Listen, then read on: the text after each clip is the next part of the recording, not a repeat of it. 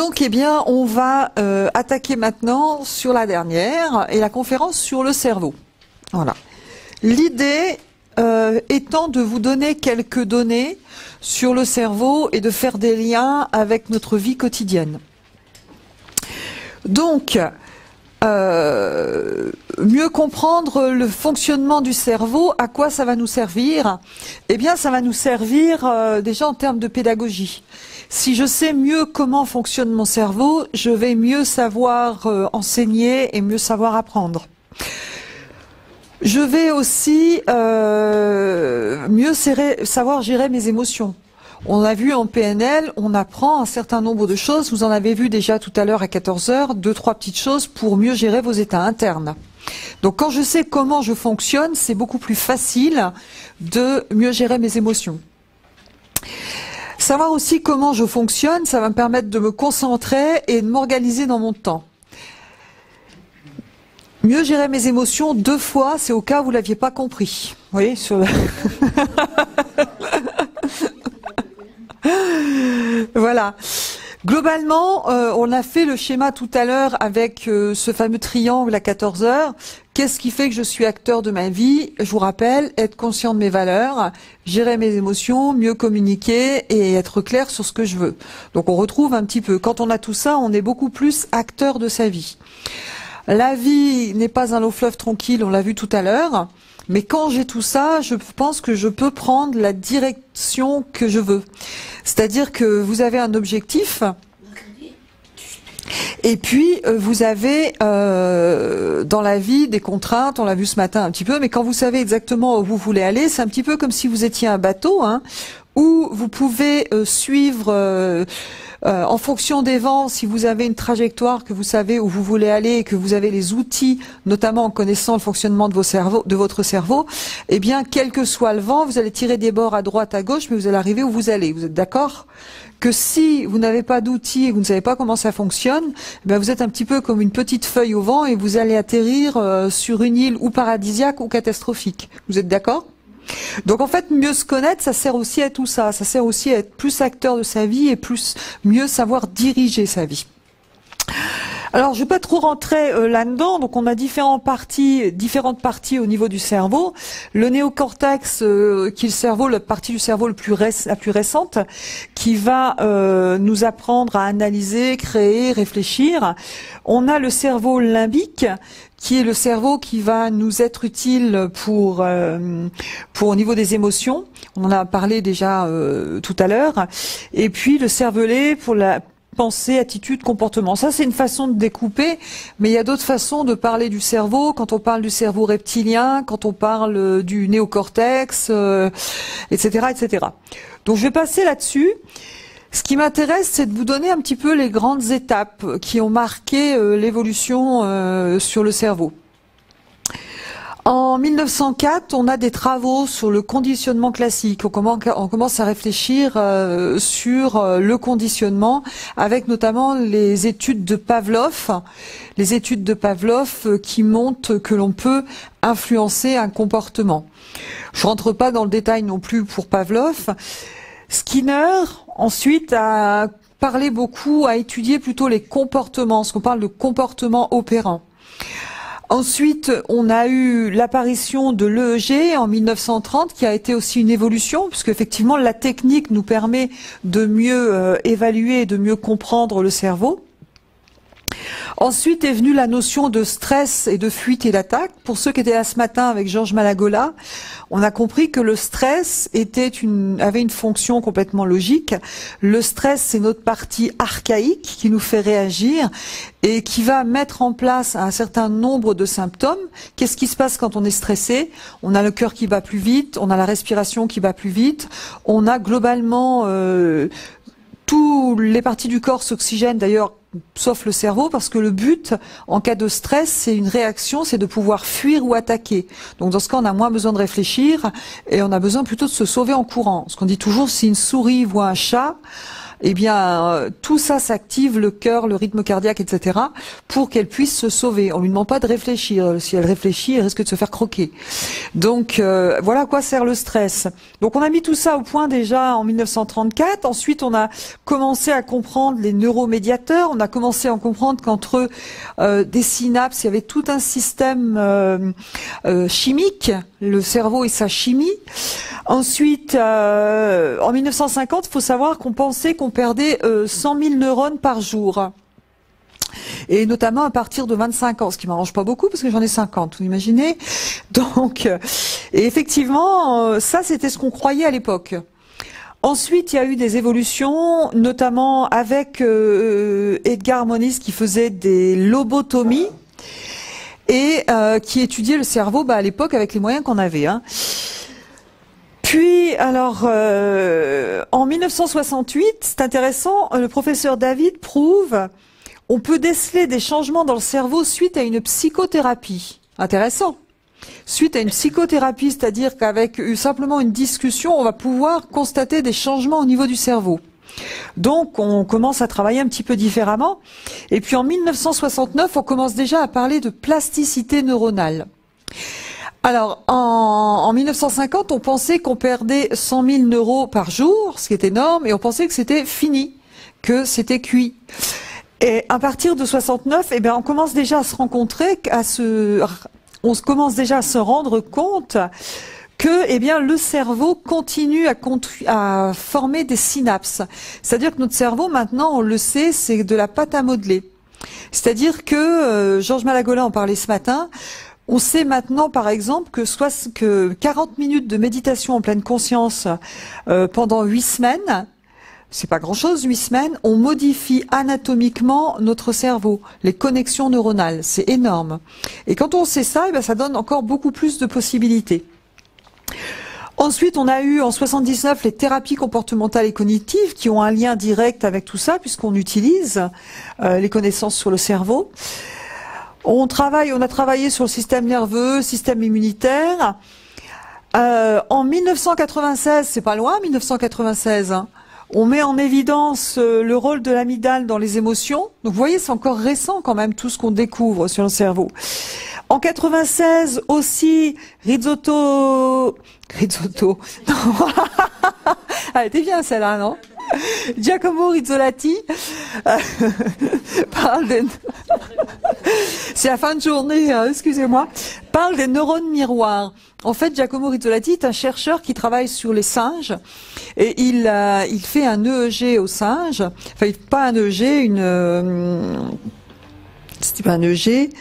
Je ne sais plus. Bref, il fait un examen aux singes et il était en train de manger simplement son sandwich.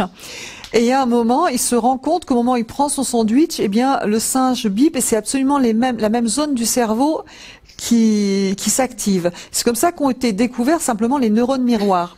À partir de là, on a découvert qu'effectivement, on a des neurones miroirs et quand on est dans l'empathie avec quelqu'un, on a la même zone du cerveau qui s'active. Donc, intéressant. Ensuite, on a continué à travailler sur le cerveau de façon différente. Aujourd'hui, on sait que notre cerveau, donc la grande nouvelle, c'est la plasticité neuronale.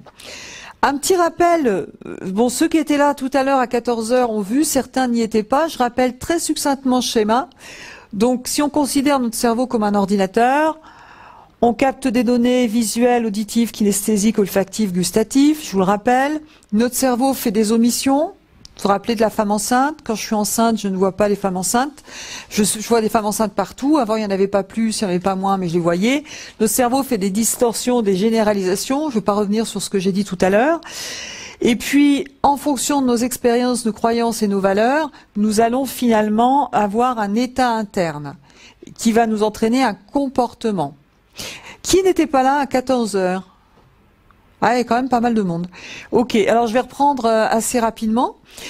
Ce qui se passe, c'est que en fonction de notre cerveau, donc, il va faire des tris, des sélections, des omissions, etc. Donc, ce qui se passe, c'est quand vous vivez quelque chose, le cerveau va faire un scan un petit peu ce que vous avez déjà à l'intérieur. C'est-à-dire qu'en fonction et à l'intérieur, qu'est-ce que vous avez? Vos expériences, vos croyances et vos valeurs.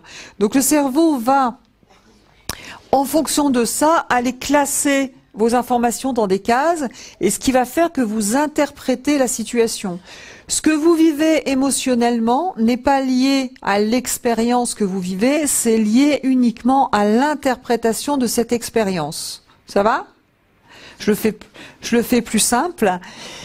Donc, à l'interprétation de cette expérience. C'est-à-dire que si vous avez, je prenais l'exemple du chômage, je suis au chômage à 50 ans, si je me dis effectivement, bah, c'est une belle occasion pour rebondir, refaire une formation, puis peut-être me reposer un peu entre-temps, etc., je vais pas avoir les mêmes émotions que si je me dis, c'est fini pour moi à 50 ans, plus jamais je trouverai du travail, etc.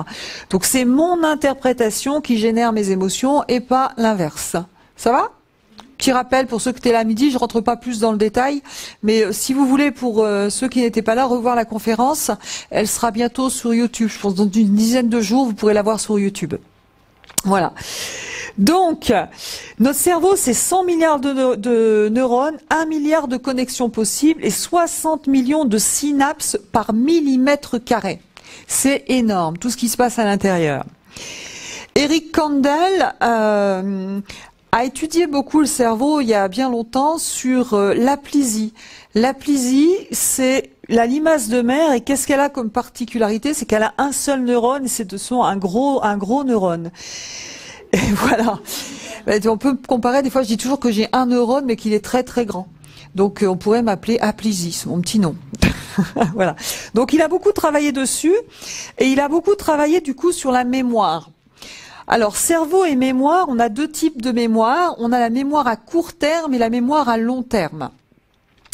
Pour la mémoire à court terme, en fait, on sait que la mémoire à court terme, ça va être plutôt une histoire de chimie.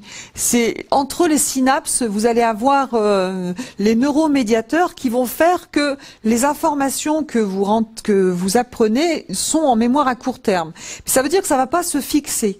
Si on veut que les informations se fixent dans la mémoire à long terme, il va falloir une modification et des nouvelles synapses.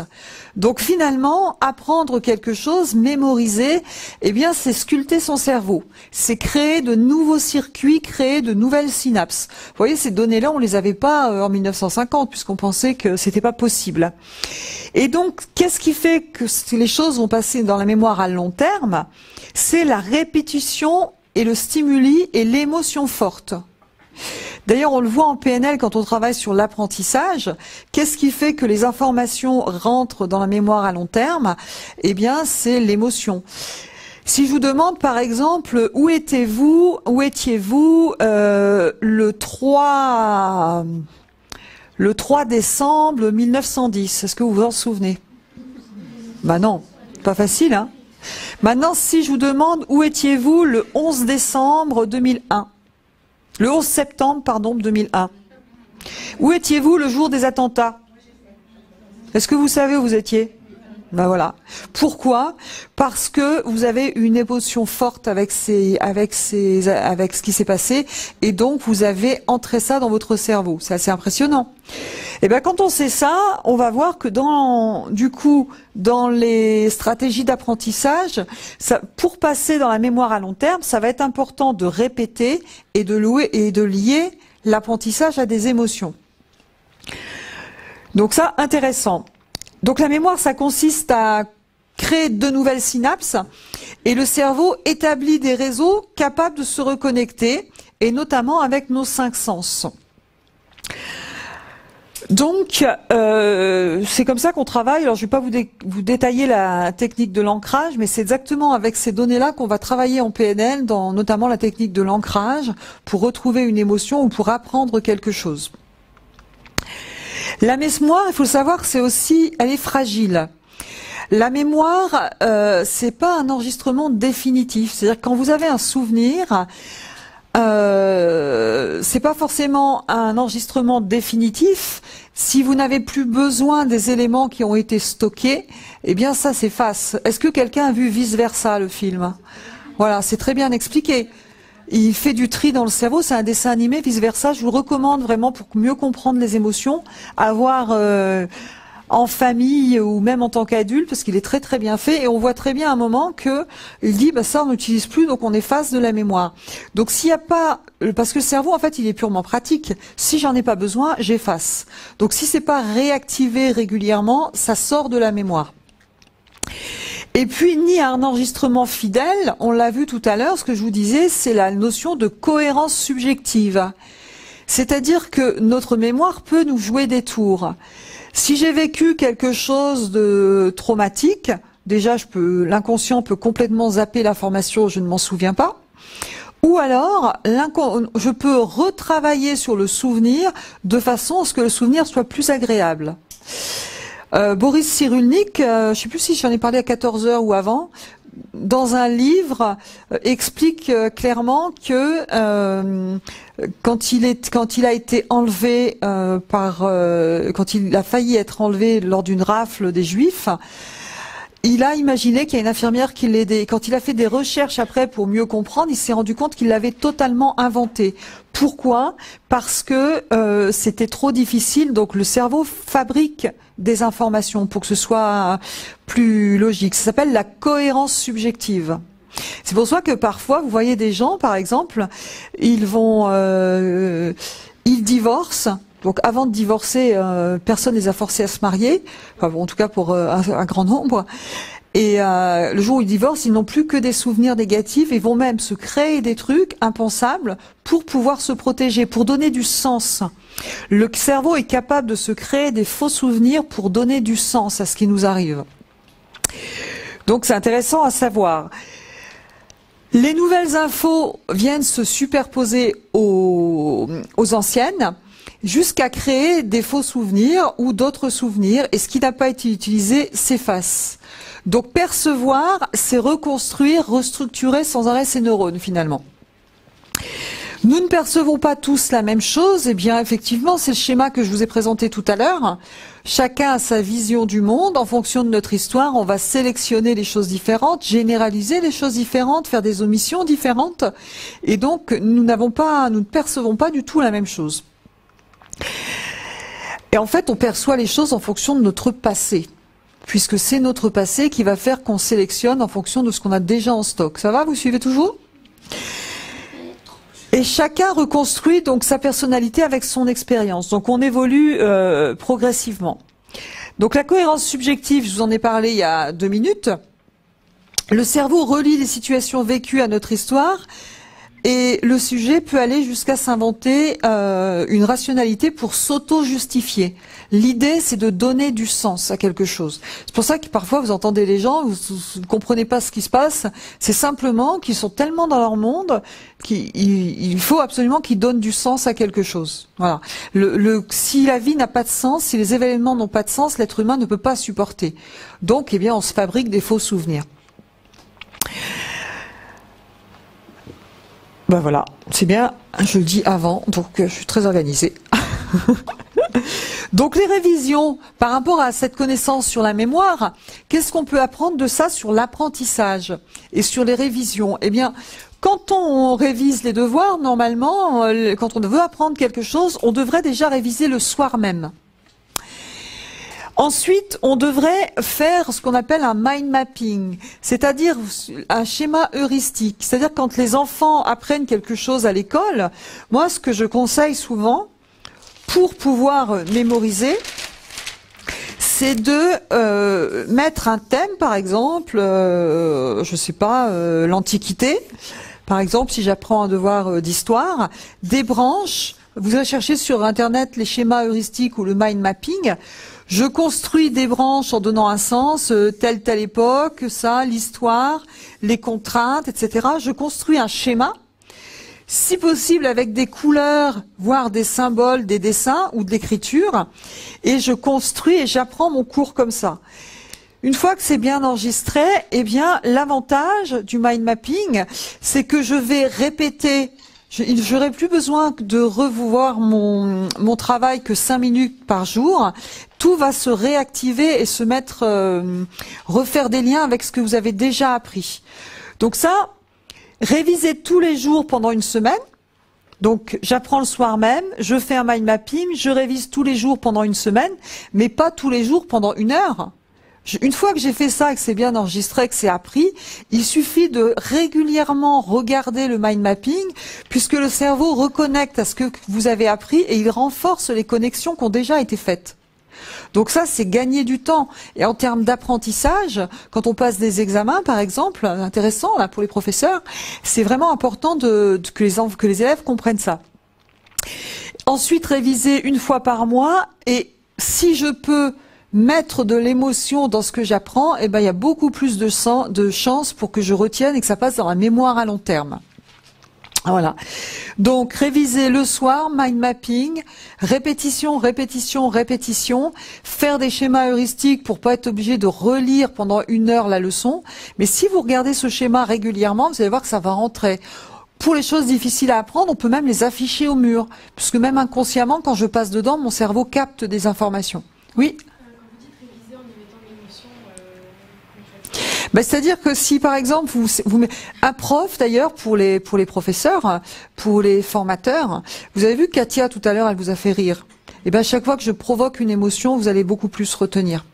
D'accord? Donc, déjà, il y a ça. Mais quand vous retenez, si vous donnez du sens ou si vous faites un lien avec quelque chose qui est important pour vous, vous risquez de créer une émotion, ce qui fait que ça va s'enregistrer d'autant plus facilement. Quand vous mettez de l'émotion dans les choses, vous enregistrez plus facilement dans la mémoire à long terme.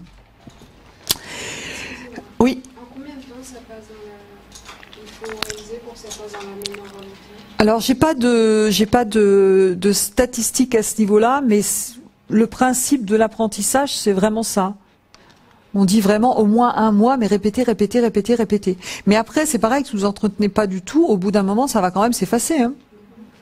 D'ailleurs, enfin moi, je sais pas vous, mais moi, il y a beaucoup de choses que j'ai apprises à l'école. Alors moi, c'est pas passé en mémoire à long terme parce que j'apprenais en allant à l'école. Regardez, dites pas ça à mes enfants. Hein. Donc c'est pas passé dans la mémoire à long terme, je peux vous le dire aujourd'hui. Hein. Quand je revois les cours de ma fille, je me dis, mais j'ai appris ça, moi? Ah bah oui, sûrement, j'avais des bonnes notes en plus. Mais j'ai tout oublié. Donc voilà en ce qui concerne la mémoire. Donc vous voyez, la connaissance du cerveau nous permet de mieux utiliser notre cerveau en pédagogie et en apprentissage. En pédagogie, faire rire, donner de l'émotion, c'est ce qui va faire aussi que l'attention est captée et que je vais fixer les idées. On voit très bien à l'école, je ne sais pas si vous avez souvenir, moi j'ai des profs. Mon prof d'histoire quand j'étais en 5e, il vivait tellement son truc, il nous faisait rire, etc.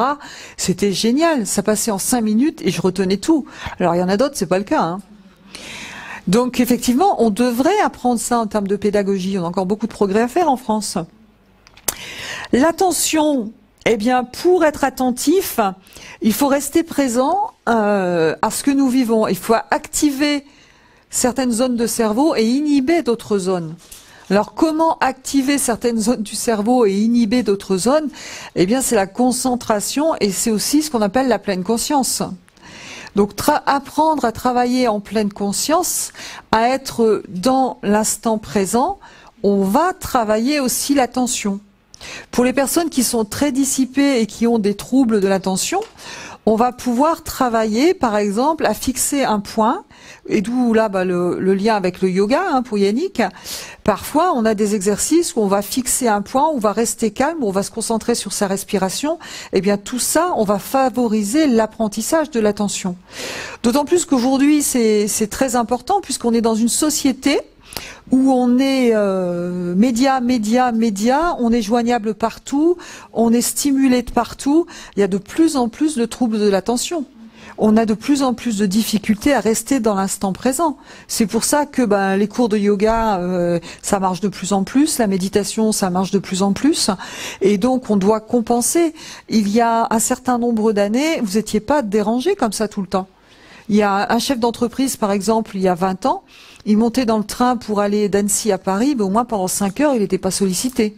Il était dans l'instant présent. Aujourd'hui, vous montez dans le train pour aller à Paris, vous gérez vos mails, vous gérez vos coups de fil, vous réglez des problèmes, vous êtes sans arrêt sollicité.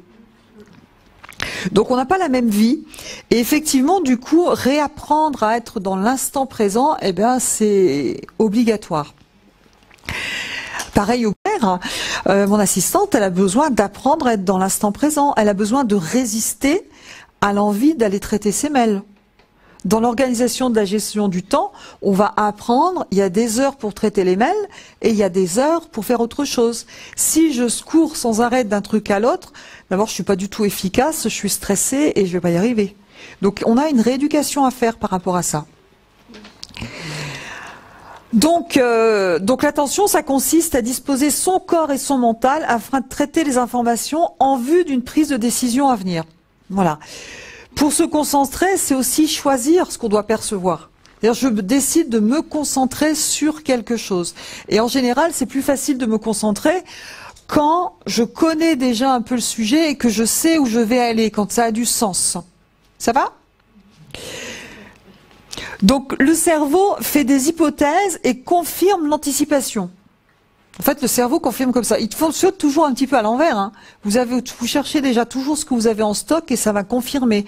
Donc, on est beaucoup dans les apprentissages, dans les expériences passées, y compris sur l'attention.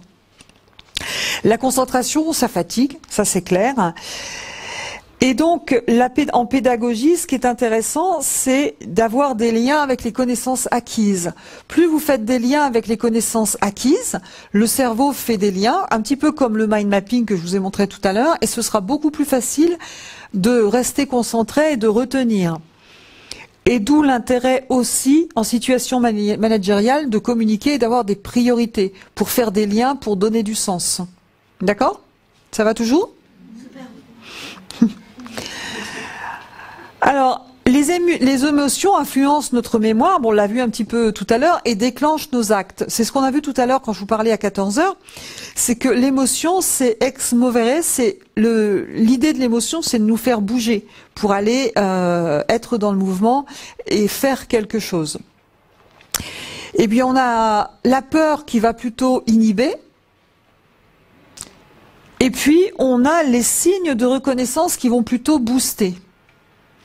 Le cerveau travaille beaucoup douleur-plaisir. Quand on est dans la peur, je vous rappelle, on doit rechercher la sécurité et les signes de reconnaissance vont booster. Et là, je vous laisse faire un lien avec la conférence de Katia, qui vous a parlé des marques d'attention. Vous êtes d'accord? Plus je reçois de marques d'attention, de marques de reconnaissance, plus je vais être boosté, plus j'aurai envie d'aller, plus je vais retenir aussi les choses. Alors, les hormones qui vont stimuler tout ça, l'hormone du désir et de l'envie, c'est la dopamine. La peur, on va beaucoup la retrouver au niveau du circuit de l'amygdale. Georges Malagolin en a parlé ce matin. Et en fait, ce qui se passe au niveau de la peur, c'est que on a donc au niveau de notre cerveau une zone, donc les amygdales, c'est pas celle-ci, hein, c'est une qui est située au niveau du cerveau. Et l'amygdale va mémoriser finalement les émotions désagréables. Alors, et quand donc elle mémorise un certain nombre de signes avec nos 5 sens, pour faire un lien avec les ancrages. Donc j'ai vu par exemple, j'ai eu une situation, j'ai eu un accident de voiture, et puis il y avait de la neige, stimulation visuelle, la neige, il y avait le froid, sensation corporelle, le froid, il y avait le bruit, etc. Donc le cerveau mémorise toujours avec nos 5 sens. J'ai eu un accident de voiture avec une émotion très forte, j'ai eu peur. Et ben la fois d'après, sans repenser à l'accident, il neige, je vais retrouver mon émotion de peur. Vous voyez un petit peu? C'est un peu le système de l'ancrage. Et tout ça, pourquoi? Parce que c'est stocké au niveau de l'amygdale. Dès qu'une situation similaire, elle déclenche une réaction et l'hippocampe va mémoriser ces situations-là. Tout ça, c'est des choses qu'on connaît bien en PNL, en hypnose, en EMDR.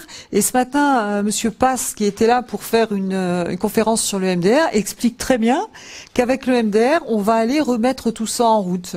Et on va aller désactiver un certain nombre. On peut tout à fait désactiver des peurs, des phobies et restructurer le cerveau avec des techniques comme l'hypnose, le EMDR, les thérapies comportementales et cognitives, etc. Alors voilà, je vous ai déjà posé la question, hein, vous vous rappelez très bien que vous avez enregistré, engrammé, pour parler PNL, le 11 septembre, vous savez exactement où vous étiez. C'est quand même incroyable, non? Donc, alors les circuits, les grands circuits, donc l'amygdale peut effectivement percevoir un danger par analogie. C'est-à-dire qu'une fois que vous avez eu une peur de quelque chose, c'est pour ça vous pouvez retrouver cette peur. C'est pour ça qu'une phobie, ça peut s'élargir ou ça peut se généraliser.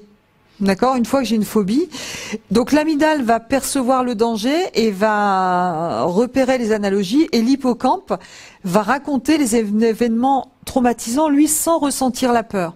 Donc c'est vraiment l'amygdale qui va être dans la notion de la peur. Le besoin de reconnaissance, Katia vous a parlé des marques d'attention. Alors je me suis un petit peu éclipsée, donc je ne sais pas ce qu'elle vous a dit dans le détail, mais les marques d'attention, on en a besoin pour effectivement vivre heureux. On a besoin de signes de reconnaissance, c'est indispensable à la survie. Les besoins de reconnaissance, la valorisation, quand vous valorisez quelqu'un pour ce qu'il a fait ou ce qu'il est, les marques d'attention, eh bien vous activez au niveau du cerveau le système de récompense qui s'appelle l'accumbens, qui va stimuler la dopamine, qui va effectivement entraîner de la motivation et du plaisir, et obtenir des comportements pour obtenir des récompenses. Faire des choses pour obtenir des récompenses. Donc vous voyez que quand on même le fait de faire des marques d'attention, eh ben il se passe même des choses au niveau chimique. Voyez, et plus je vais activer ces systèmes, plus je vais aussi favoriser les comportements. Ça va, vous suivez toujours? Et donc, une deuxième hormone qui est très importante au niveau du cerveau, hormone des cerveaux, c'est l'ocytocine. L'ocytocine, c'est l'hormone que l'on sécrète lors d'un accouchement d'ailleurs, et c'est l'hormone c'est l'hormone de l'amour, c'est l'hormone de l'attachement. Voilà, c'est le terme que je cherchais. C'est cette hormone qui fait que la maman est attachée à son enfant. C'est cette hormone qui fait qu'on est attaché. Il y a même des études qui ont été faites où on met de l'ocytocine en spray et on se rend compte que les gens sont beaucoup plus proches. Voilà. La nouvelle technique de drague pour Sandy, c'est que vous avez une petite bombe d'ocytocine et voilà. Ça ira plus vite. Donc voilà. Et en fait, on se rend compte que, eh bien, quand on sécrète de l'ocytocine, c'est une hormone aussi de la confiance et du lien, eh bien, on est beaucoup plus attentif aux besoins des autres et plus généreux. C'est un petit peu avec un enfant, vous voyez, quand vous avez un enfant, bah, il se passe des choses, ça s'explique même pas. Mais tout ça, c'est hormonal aussi, hein. Donc, bah voilà. Étude de la neuroéconomie avec l'ocytocine en spray. Donc tu prendras l'adresse, Sandy. Non, je dis ça Sandy parce que Sandy est responsable d'une agence matrimoniale. Je savais pas que ça existait encore, et je trouve ça génial parce qu'elle travaille justement avec les personnes, avec des coachings individualisés. Et je sais pas ce que vous voyez autour de vous, mais je trouve que on est dans une époque où on est quand même relativement seul, et c'est difficile de rencontrer des gens parfois parce qu'on sait plus faire. Et puis parce que à partir d'un certain âge, ben c'est pas si facile que ça. Et donc bravo, parce que ce que tu fais, c'est vraiment génial. Voilà. Donc pourquoi apprendre à gérer ses émotions? Si je fais le lien, donc on a fait le lien avec le cerveau, on a fait le lien avec la mémoire, on a fait le circuit de récompense. Finalement, cette conférence, elle fait des liens avec tout ce qui s'est dit depuis le début de depuis ce matin. Puisque tout ça, ça relie un petit peu à tout ce qui a été dit. Alors tout le monde n'était pas là ce matin parce que c'était plutôt réservé aux professionnels de santé. On a vu la cohérence cardiaque, comment je peux stimuler mon système parasympathique pour gérer mon stress.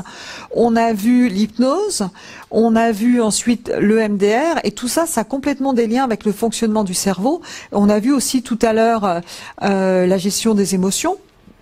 Et on a vu avec Katia la gestion des conflits, et que vous voyez que finalement tout ça, c'est complètement imbriqué. Est-ce que vous faites des liens avec tout ce qui a été dit?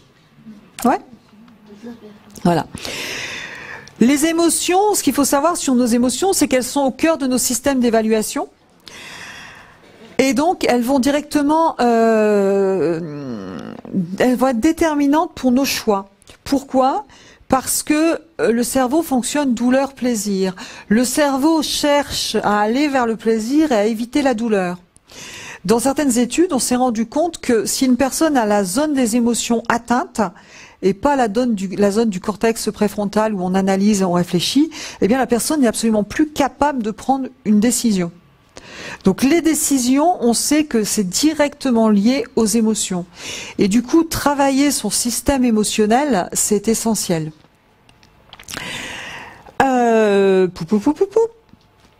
Plus nous connaissons aussi nos émotions et nos intentions émotionnelles, notamment le schéma que je vous ai fait tout à l'heure, la tristesse, perte de lien, donc besoin, etc. La colère, problème de règles, donc besoin d'aller poser des règles ou d'assouplir. Tout ce que je vous ai dit à 14 heures, eh bien c'est valable dans ce cas-là.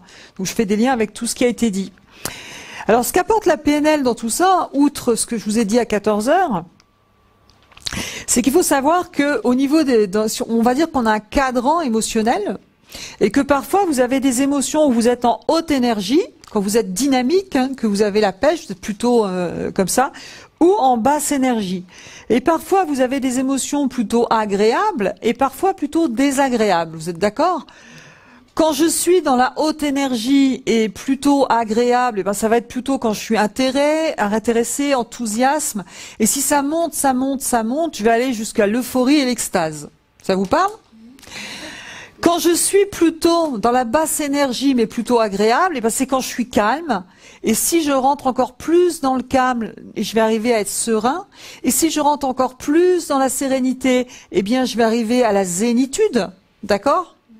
On est toujours pareil, plus je réponds à un besoin, ou plus je ne réponds pas à un besoin, plus l'émotion monte. Vous êtes d'accord ? Ici, quand je suis dans l'agréable, c'est que je réponds à un besoin, donc l'émotion monte en puissance, de façon agréable. Ici aussi. Et par contre, quand je suis dans de la basse énergie, avec une émotion plutôt désagréable, eh ben c'est quand je suis plutôt triste, plutôt déprimé, etc. Là, c'est basse énergie, mais désagréable. Ça va ? Et puis l'autre côté, ben, haute énergie et désagréable, c'est plutôt quand je suis énervé, en colère, en rage, en haine. Et vous voyez que ça monte crescendo. Eh bien, ce qu'on sait en PNL, c'est ce que je vous ai dit tout à l'heure, c'est-à-dire qu'une émotion répond à un besoin. Une émotion, elle est là pour vous dire, bouge-toi les fesses, il y a un besoin qui n'est pas respecté. Ou il y a un besoin qui a été respecté. Une émotion, plus je suis allé dedans en intensité, plus je crée un chemin neuronal. C'est-à-dire, donc on le voit très bien pour les dépressions, quelqu'un qui est allé ici, qui a créé une énorme dépression, une grosse dépression, eh bien on dit que le taux de dépression, de récidive est à peu près de 50% à 1 an. D'accord ? Et si il récidive, là le taux de récidive est de 80%. C'est énorme. D'accord ? Eh bien, pourquoi ? Parce qu'on a créé un circuit finalement. Si je vous fais un schéma un petit peu simpliste sur les neurones, un neurone, ce serait, on va dire, on va le montrer comme ça. Il y a des dendrites, il y a des synapses ici, il y a le corps du neurone, bref. Voilà. Eh bien, quand vous, par exemple, vous avez différents neurones, vous admirerez mes qualités de dessinatrice, n'est-ce pas? Eh bien, vous prenez, vous êtes triste, vous prenez un trajet neuronal, d'accord? Vous êtes déprimé, et ben au début c'était peut-être un petit chemin de terre, et puis ensuite ça va devenir une départementale, et puis une nationale, et puis l'autoroute. Vous renforcez un trajet. Et quand vous allez très fort dans une émotion, c'est un petit peu comme si vous verrouillez le trajet, d'accord? Donc vous allez avoir tendance à repasser par là beaucoup plus très régulièrement. Et donc, eh bien, ce qui est intéressant, c'est que si c'est valable pour les émotions négatives, déjà, c'est aussi valable pour les émotions positives. D'accord? Je vous rappelle que ce qu'on sait aujourd'hui, c'est que notre cerveau a une plasticité énorme. Ça veut dire que même si vous avez fait une grosse dépression ou si vous êtes quelqu'un de très colérique, parce que, quelle que soit la raison, eh bien, vous pouvez créer d'autres circuits. Et si vous vous entraînez régulièrement, par exemple, à être dans le calme et la sérénité, avec la cohérence cardiaque, avec le yoga, avec la méditation, avec ce que vous voulez, eh bien, vous allez créer des circuits. Vous allez aller beaucoup plus rapidement en profondeur si vous répétez les entraînements que vous faites. Et puis surtout, au bout d'un moment, eh bien, comme la nature n'a pas envie de garder ce qu'on n'utilise pas, eh bien vous annulez votre circuit là et vous allez pouvoir recréer un circuit émotionnel correct. Et moi je dis ça, c'est une bonne nouvelle. Ça veut dire quoi? Ça veut dire que quel que soit ce que vous avez vécu étant jeune, quelle que soit votre histoire, vous pouvez tout à fait choisir de restructurer votre cerveau. Intéressant, non? Ça, on ne le savait pas il y a quelques années. Hein. Et tout ce qu'on fait en PNL, en yoga et dans d'autres techniques, eh bien, à chaque fois que l'on vit une émotion positive, à chaque fois, je vous ai montré le petit schéma tout à l'heure, le petit schéma avec les pensées, les interprétations, la posture du corps et l'environnement. Vous savez, qu'est-ce qui influence mes états internes? Eh bien, chaque fois que vous faites ça, eh bien, vous renforcez un circuit, c'est pas anodin. Et c'est pas rien. Enfin, c'est pas difficile à faire, je veux dire. Prendre 5 minutes le soir en vous disant simplement, bah tiens, qu'est-ce que j'ai fait d'intéressant aujourd'hui? Qui est-ce qui m'entoure que j'aime et ressentir une émotion forte? Qu'est-ce qui était agréable? Et ben chaque fois que vous posez ce type de questions et que vous focalisez dessus, vous allez restimuler un circuit neuronal. Vous pouvez aussi choisir de restimuler le circuit neuronal de qu'est-ce que j'ai fait pour être puni de la sorte? Pourquoi ça m'arrive? Etc. C'est votre choix. D'accord. Parfois on peut se faire aider, hein, parce que je dis ça, j'exagère volontairement, mais parfois on a besoin d'être aidé pour changer ça. Mais en tout cas, vous avez la possibilité de tout structurer. Je vous le disais tout à l'heure, 40 minutes de méditation en pleine conscience pendant 8 semaines, c'est rien, 8 semaines. On restructure l'anatomie du cerveau, c'est prouvé scientifiquement, et on a, contrairement au taux de récidive sous médicaments dans la dépression qui est de 80%, on a 20% de récidive. Donc plus efficace que la chimie. Donc moi je trouve que ça c'est vraiment quelque chose.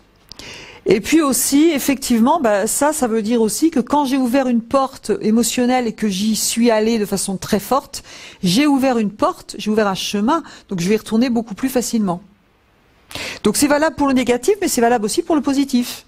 Plus vous entraînez à faire des choses pour être dans le calme, la zénitude, les crises de calme, de yoga, ce que vous voulez, les ancrages PNL, eh bien plus vous allez y aller facilement. Et plus vous allez facilement, plus vous vivez dans votre vie de la joie, du bonheur, que vous focalisez, que vous ressentez, eh bien plus vous allez aussi y aller facilement. D'accord? Moi je trouve ça c'est très encourageant. Bon ça c'est le schéma de tout à l'heure, je ne vais pas vous le refaire. Les alertes émotionnelles, c'était pour faire un lien avec la communication non violente. En fait, les alertes émotionnelles, on les a vues tout à l'heure. Hein, vous savez, la joie, c'est de la satisfaction, de partage. Quand je suis triste, c'est que j'ai besoin de liens et j'ai besoin d'être réconforté. La peur, sécurité, rassurée, c'est ce qu'on a vu à 14 heures. Donc, je ne vais pas revenir dessus. Et donc, la communication non violente, pour faire un lien avec ça, c'est un bel outil qui va vous permettre à la fois de vous exprimer, à la fois de travailler sur vous et de répondre à vos émotions. Les 4 étapes de la communication non violente, la première étape, c'est quand il se passe quelque chose, par exemple, qui ne me convient pas, ou qui me convient d'ailleurs, je vais d'abord focaliser sur les faits. L'étape numéro 1, c'est je décris les faits. L'étape numéro 2, c'est je décris le sentiment.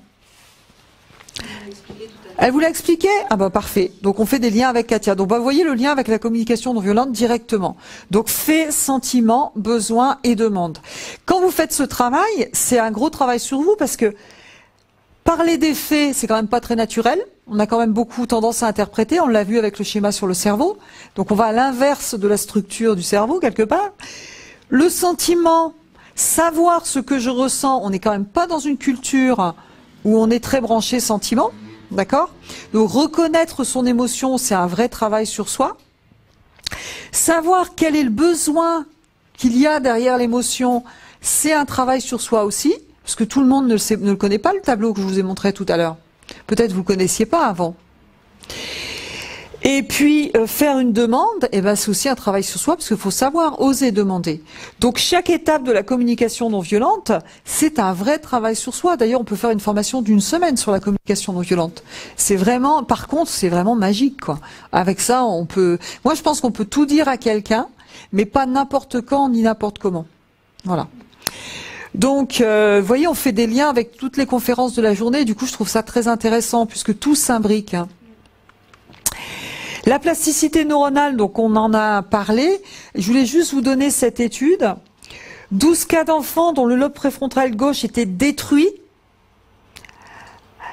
Et donc, ils n'étaient pas censés savoir parler avant 20 mois, et cependant, ils apprennent à parler. Donc, on s'est rendu compte dans cette expérience que, eh bien, c'est passé ailleurs, c'est-à-dire les fonctions, la partie du cerveau qui était censée s'occuper de la parole a été remplacée par une autre partie du cerveau. Ça a aussi donné des indications sur la plasticité neuronale. C'est énorme. Et puis, en effet de stress, alors quel effet a le stress sur le cerveau? Il faut savoir que quand on est stressé, d'accord, vous avez le stress aigu. Le stress aigu va stimuler l'adrénaline. Pourquoi? Je vous l'ai dit tout à l'heure, pour donner au corps des possibilités de fuir et d'attaquer. Donc il y a d'abord l'adrénaline qui va être stimulée, le cœur va battre plus vite, on va avoir des bouffées de chaleur, on a la respiration qui s'accélère, enfin vous connaissez ces systèmes.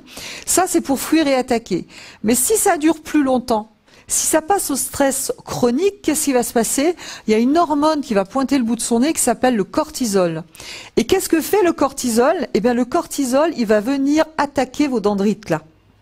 C'est-à-dire que quelqu'un, par exemple, qui a fait un burn-out, moi j'explique clairement à mes clients, ben, madame ou monsieur, vous avez pris un coup dans les neurones. C'est-à-dire que les dendrites, bah oui, parce que, pourquoi je dis ça? Parce que les gens qui ont fait un burn-out, en général, ce sont des gens courageux. Le burn-out, c'est un syndrome d'épuisement. Donc ils ont bossé.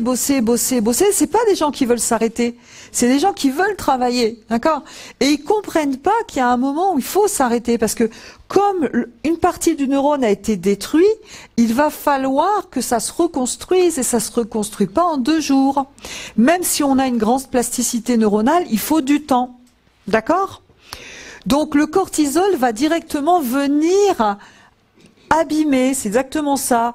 Un enfant, par exemple, qui a été traumatisé, qui est battu régulièrement, qui est en surstress, en alerte permanente, eh ben, on se rend compte, à cause du cortisol, qu'il y a des destructions des cellules neuronales. C'est vrai pour un enfant, c'est vrai pour un adulte en burn-out. C'est vrai pour quelqu'un qui a un stress chronique. C'est pour ça que quand on est très stressé aussi, on perd la mémoire. On a des problèmes de concentration. Donc il faut être à l'écoute de ça, à l'écoute de soi-même aussi, parce que parfois le repos ou des techniques pour retrouver la cohérence cardiaque qu'on a vu ce matin, pour restimuler le parasympathique, etc., ça marche très très bien. Et donc ces enfants, alors il y a des enfants qui ont été, Cyrulnik a fait une étude en Roumanie, ils ont fait une expérience sympathique, n'est-ce pas, chez des enfants orphelins. Les enfants orphelins avaient été nourris, logés, d'accord, mais il n'y avait aucune attention, aucune stimulation, on ne leur parlait pas, etc. Et du coup, ben forcément, une partie du cerveau ne s'est pas développée, il y avait carrément une atrophie cérébrale. Eh bien, ces enfants, la bonne nouvelle, c'est que après 1 an, 1 année en famille d'accueil, on a refait des examens, le cerveau est regonflé. C'est génial, ça. Donc ça donne de l'espoir. Donc, je pense que ça, c'est vraiment important à savoir. On peut faire des choses aujourd'hui avec notre cerveau, on le sait. Donc, toutes les techniques que vous pouvez faire, que ce soit de la concentration, de la méditation, du yoga, de la PNL, ce que vous voulez, ça vaut le coup vraiment. Et vous avez la main, ça dépend de vous. Donc la plasticité neuronale, en plus, pendant l'enfance, c'est plus, parce que c'est là où tout se construit. Quand je regarde ma petite fille qui a 5 mois, je me dis, oh là là, qu'est-ce qui doit se passer à l'intérieur? Ça doit pétiller dans tous les sens. Et c'est vrai, ça se construit énormément. Et puis ce qu'il faut savoir, c'est que ça se construit de la naissance à la mort. Et puis, chaque fois que l'on connaît une émotion forte, eh bien, on refait des trajets neuronaux. Intéressant. Je fais des liens avec les techniques d'ancrage en PNL, mais je vous parlerai pas plus que ça. Et je vous ai mis ce cas que j'ai trouvé sur Internet, que je trouvais très intéressant. Une petite fille qui s'appelle Cameron, 14 ans, qui vit aujourd'hui, qui a eu un problème pathologique, qui vit sans son hémisphère droit. On lui a enlevé l'hémisphère droit, elle a 14 ans. Et puis aujourd'hui, la petite américaine, on l'a enlevée, eh bien, elle a des connexions neuronales qui sont capables de se régénérer bien plus rapidement que chez l'adulte, elle et tous les enfants, et donc elle vit normalement. Elle est un petit peu plus lente sur des réflexions, mais elle va à l'école, elle a une vie normale, et elle vit normalement. C'est pas beau, ça? Donc, si elle vit normalement avec la moitié d'un cerveau, quel que soit ce que vous avez vécu, vous pouvez faire des trucs quand même, non? Alors, apprendre. Donc, il y a différents types de mémoire, je vous en ai parlé. Être attentif, donner de la valeur, gérer sa propre motivation. C'est tout ça qui va faire qu'on retienne des choses. C'est tout ça qui va faire qu'on apprenne. Et puis, alors, pour vous donner un exemple, quand on connaît les fonctionnements du cerveau, l'apprentissage en PNL, aujourd'hui, on a été appelé, par exemple, par l'école, par la mairie de Saint-Julien, qui organise un programme pour éviter le décrochage scolaire, donc pour les élèves en difficulté. Et on leur apprend, ces élèves, déjà des techniques de confiance en soi, etc. Et puis on leur apprend des façons d'apprendre avec la PNL. Donc on a des techniques où on va favoriser le visuel, l'émotion, le kinesthésique, qui va nous permettre d'apprendre plus longuement et sur du long terme en fonction de ce qu'on connaît sur le cerveau. Et ça, c'est quelque chose qui devrait être aussi développé dans les écoles. Les 4 piliers d'apprentissage, l'attention, l'engagement actif, le retour d'information pour qu'un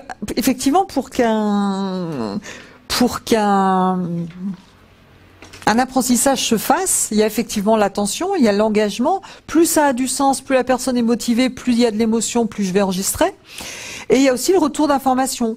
Et la notion d'évaluation pour déclencher l'apprentissage par essai-erreur, mais pas une évaluation n'importe comment. Une évaluation, elle doit être faite normalement à l'école pour motiver la personne. Ça doit pas être une note sanction. Normalement, quand on fait une évaluation, c'est pour évaluer où l'élève en est et pour lui permettre de progresser. Vous êtes d'accord? Et du coup, alors le problème, c'est que c'est pas forcément expliqué comme ça et que nous-mêmes, les parents, parfois, certains parents font une grosse erreur. Quand l'enfant revient de l'école, on commence à focaliser sur tout ce qu'il sait pas. Et du coup, ça va pas l'apprendre. Ce qu'il faut savoir, c'est que sur l'apprentissage, on a différentes phases en apprentissage. Et que ce soit un apprentissage scolaire ou un apprentissage en termes de communication ou dans tout domaine, le premier niveau de l'apprentissage, on est inconsciemment incompétent. On ne sait pas qu'on ne sait pas. Alors là, on est heureux, on est content. Tout va bien, on ne sait pas qu'on ne sait pas. Et les gens, ils sont heureux toute leur vie. Hein. Donc, si. On ne sait pas qu'on ne sait pas. Le stade d'après, il est un peu moins agréable. Je suis consciemment incompétent. Et bien là, je me rends compte que je ne sais pas. Aïe, ça c'est plus douloureux déjà. Mais c'est génial en fait, parce que il faut ça pour passer à l'étape suivante. Donc moi, quand mes enfants font une erreur, je leur dis, génial, enfin, tu as un truc à apprendre. Quand même. Et allez, et quand on fait une erreur, que ce soit au travail, en termes de management ou autre, dites-vous, chouette, j'ai fait une erreur, parce que c'est le premier pas vers l'apprentissage. Tant que je suis là, j'apprends rien. Là, j'apprends. Et qu'est-ce que je fais après? J'apprends quelque chose. Je vais commencer à pratiquer ce nouvel apprentissage et je vais devenir consciemment compétent. Ça veut dire que ça va pas être automatique tout de suite. J'aurai besoin peut-être de faire des exercices pour mieux comprendre mon exercice de maths. J'aurai peut-être besoin de m'entraîner à reformuler, par exemple, pour améliorer ma communication. J'aurai besoin peut-être de m'entraîner plusieurs fois à faire des ancrages ou à me focaliser sur des pensées positives pour que ça devienne ensuite automatique. Et là, je deviens inconsciemment compétent. D'accord ?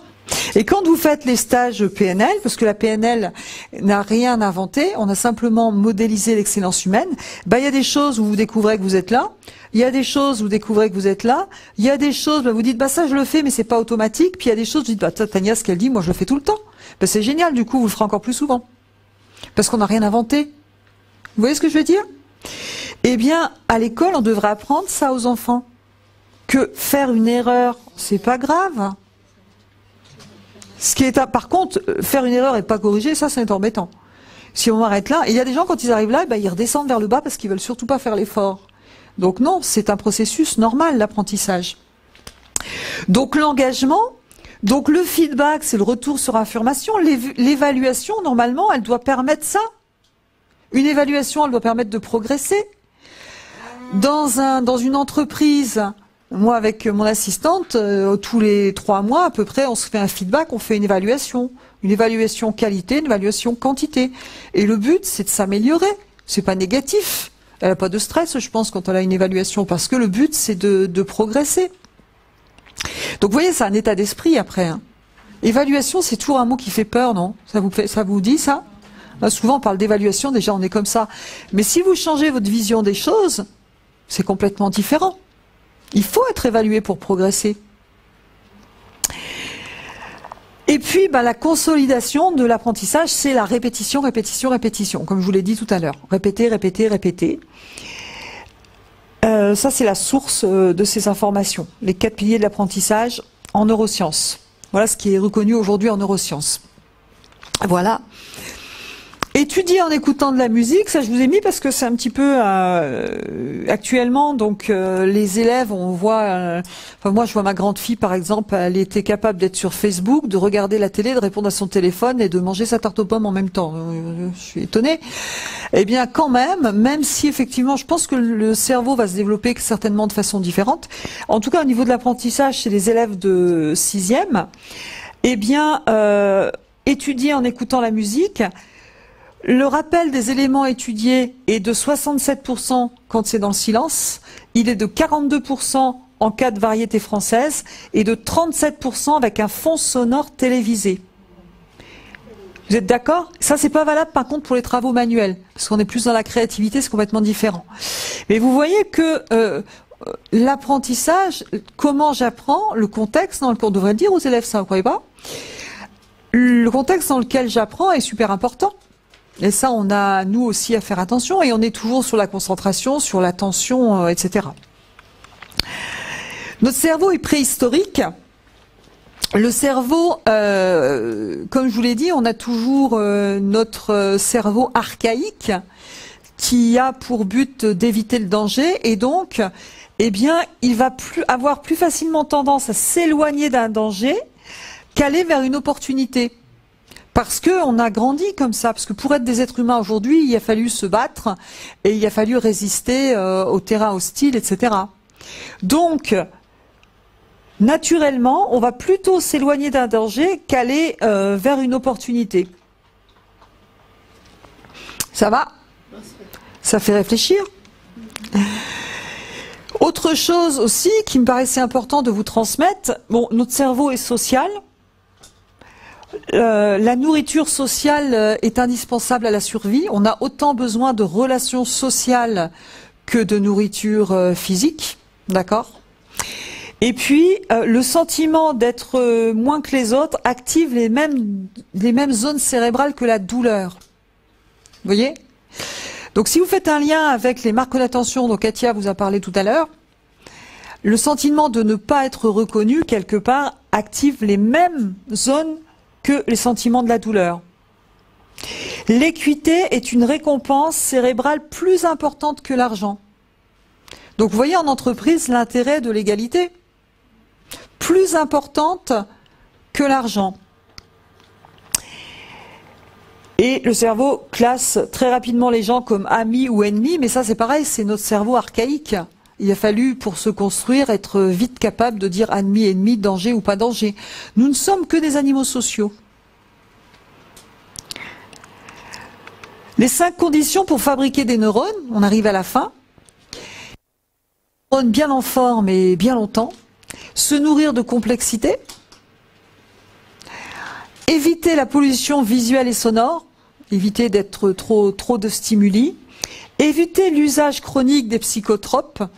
Georges Malagolin en parlait ce matin, les psychotropes abîment les neurones. Hein. On en prend aussi là vraiment un coup dans les neurones. D'ailleurs, il y a des études maintenant sur l'Alzheimer qui prouvent que les gens qui ont pris des psychotropes, il y a un taux plus important d'Alzheimer, sauf qu'on ne sait pas si c'est parce qu'ils avaient des troubles qu'ils ont fait un Alzheimer ou si c'est parce qu'ils avaient un Alzheimer qu'on leur a donné des psychotropes. Bref, il y a encore des choses, mais globalement, on sait quand même que les psychotropes, c'est quand même pas bon du tout pour le cerveau.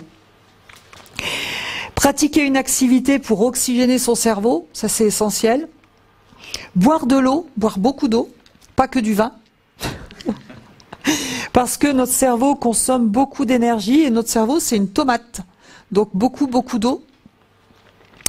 Et puis éviter l'isolement psychique. L'interaction sociale est garante d'une stimulation. On l'a vu pour les enfants, le cerveau ne se développe pas s'il n'y a pas d'interaction sociale. Eh bien, pour les personnes âgées, notamment, l'interaction sociale est capitale. Donc faites la fête, buvez de l'eau quand même, oxygénez-vous, courez, stimulez votre cerveau, et vous verrez. Alors je passe pas les marques d'attention parce que Katia en a parlé.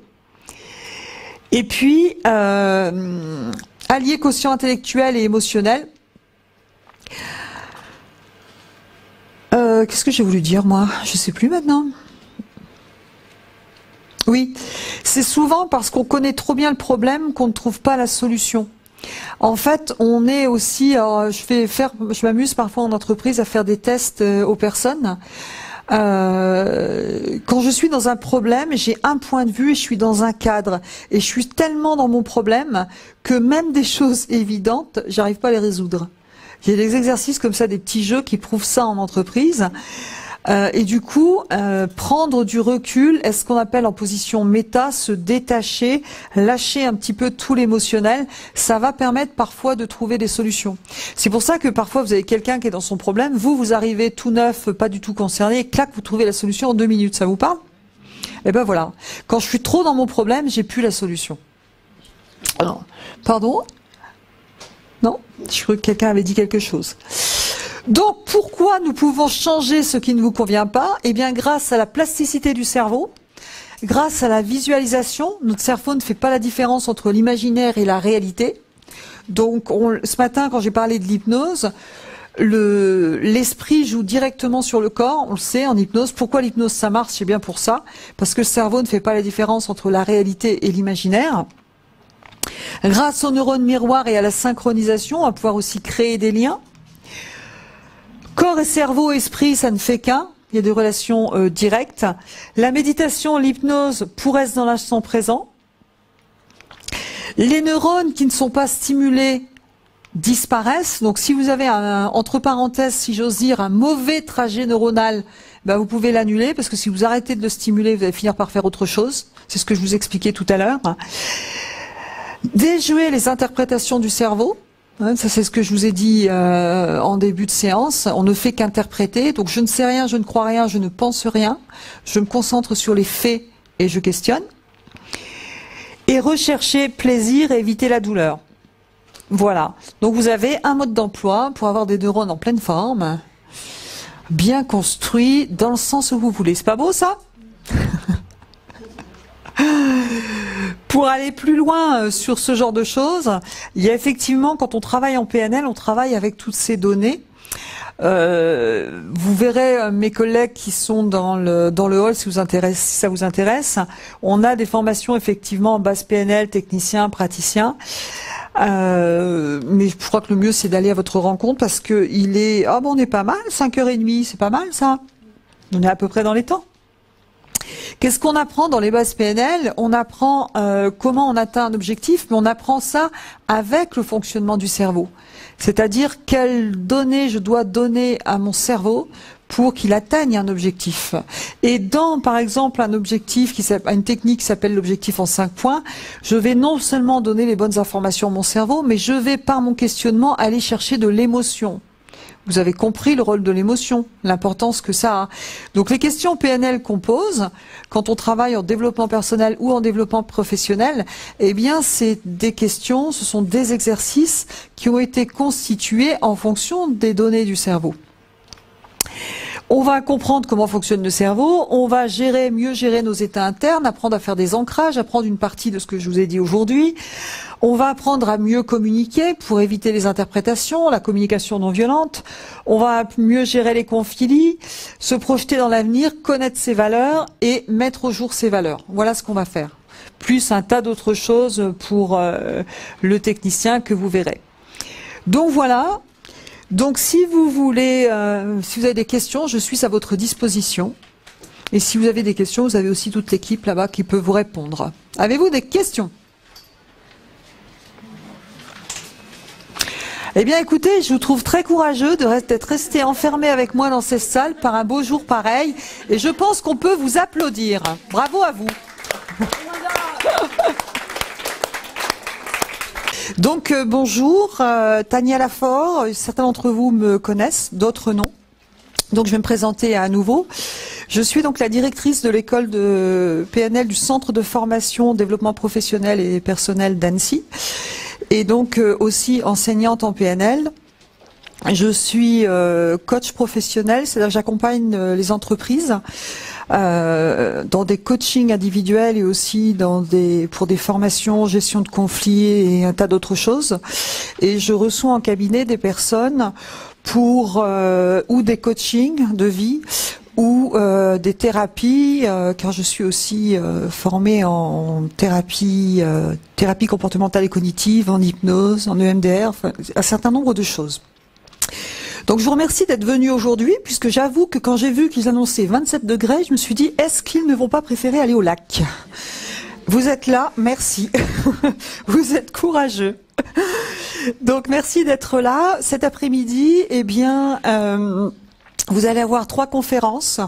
Une première, donc, présentée par moi-même, rebondir face aux difficultés de la vie. La deuxième, et si les conflits étaient faciles à gérer, par Katia Castel, ici présente.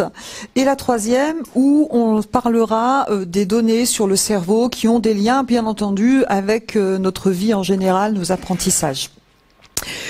Donc, entre-temps, à chaque pause, eh bien, vous aurez à votre disposition du café, des gâteaux, parce que les gens qui viennent en formation avec moi savent que c'est pas possible autrement. Hein, c'est comme ça que ça se passe. Donc, voilà.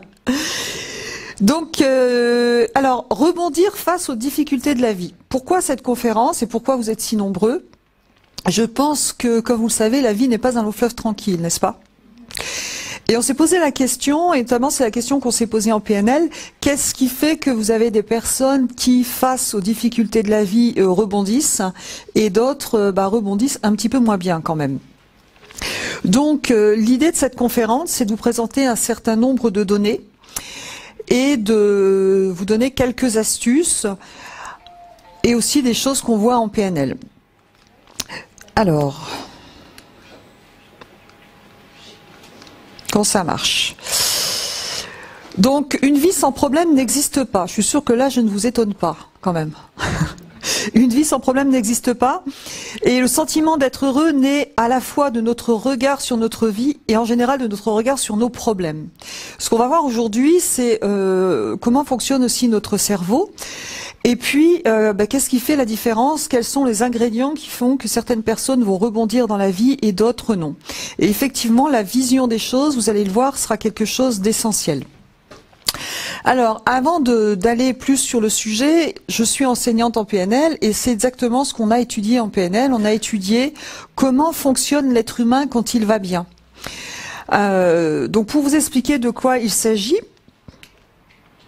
alors, qu'est-ce que la PNL? La PNL veut dire programmation neuro-linguistique. Programmation, car on considère que nous sommes programmés dans des comportements. C'est-à-dire que depuis qu'on est petit, nous avons des expériences de vie, une éducation, etc. Et on peut se programmer dans certains comportements. Je prends souvent un exemple très simple. Imaginez, j'ai 7 ans, je lis une poésie à l'école et je fais pipi culotte. Voilà. Je suis un peu gênée et tous mes copains se moquent de moi. Eh bien, je peux très bien me programmer dans certains réflexes en disant c'est dangereux finalement de prendre la parole en public et du coup, je vais avoir peur de m'exprimer, notamment quand il y a du monde. Vous voyez, on peut se programmer dans un certain comportement positif ou négatif.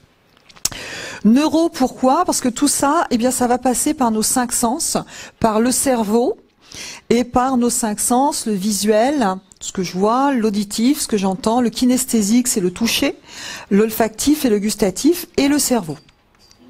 Et linguistique parce que les mots que j'utilise ont un impact sur mes interlocuteurs, bien sûr, mais aussi sur moi-même. Et on verra qu'un mot ne veut pas dire la même chose pour tout le monde.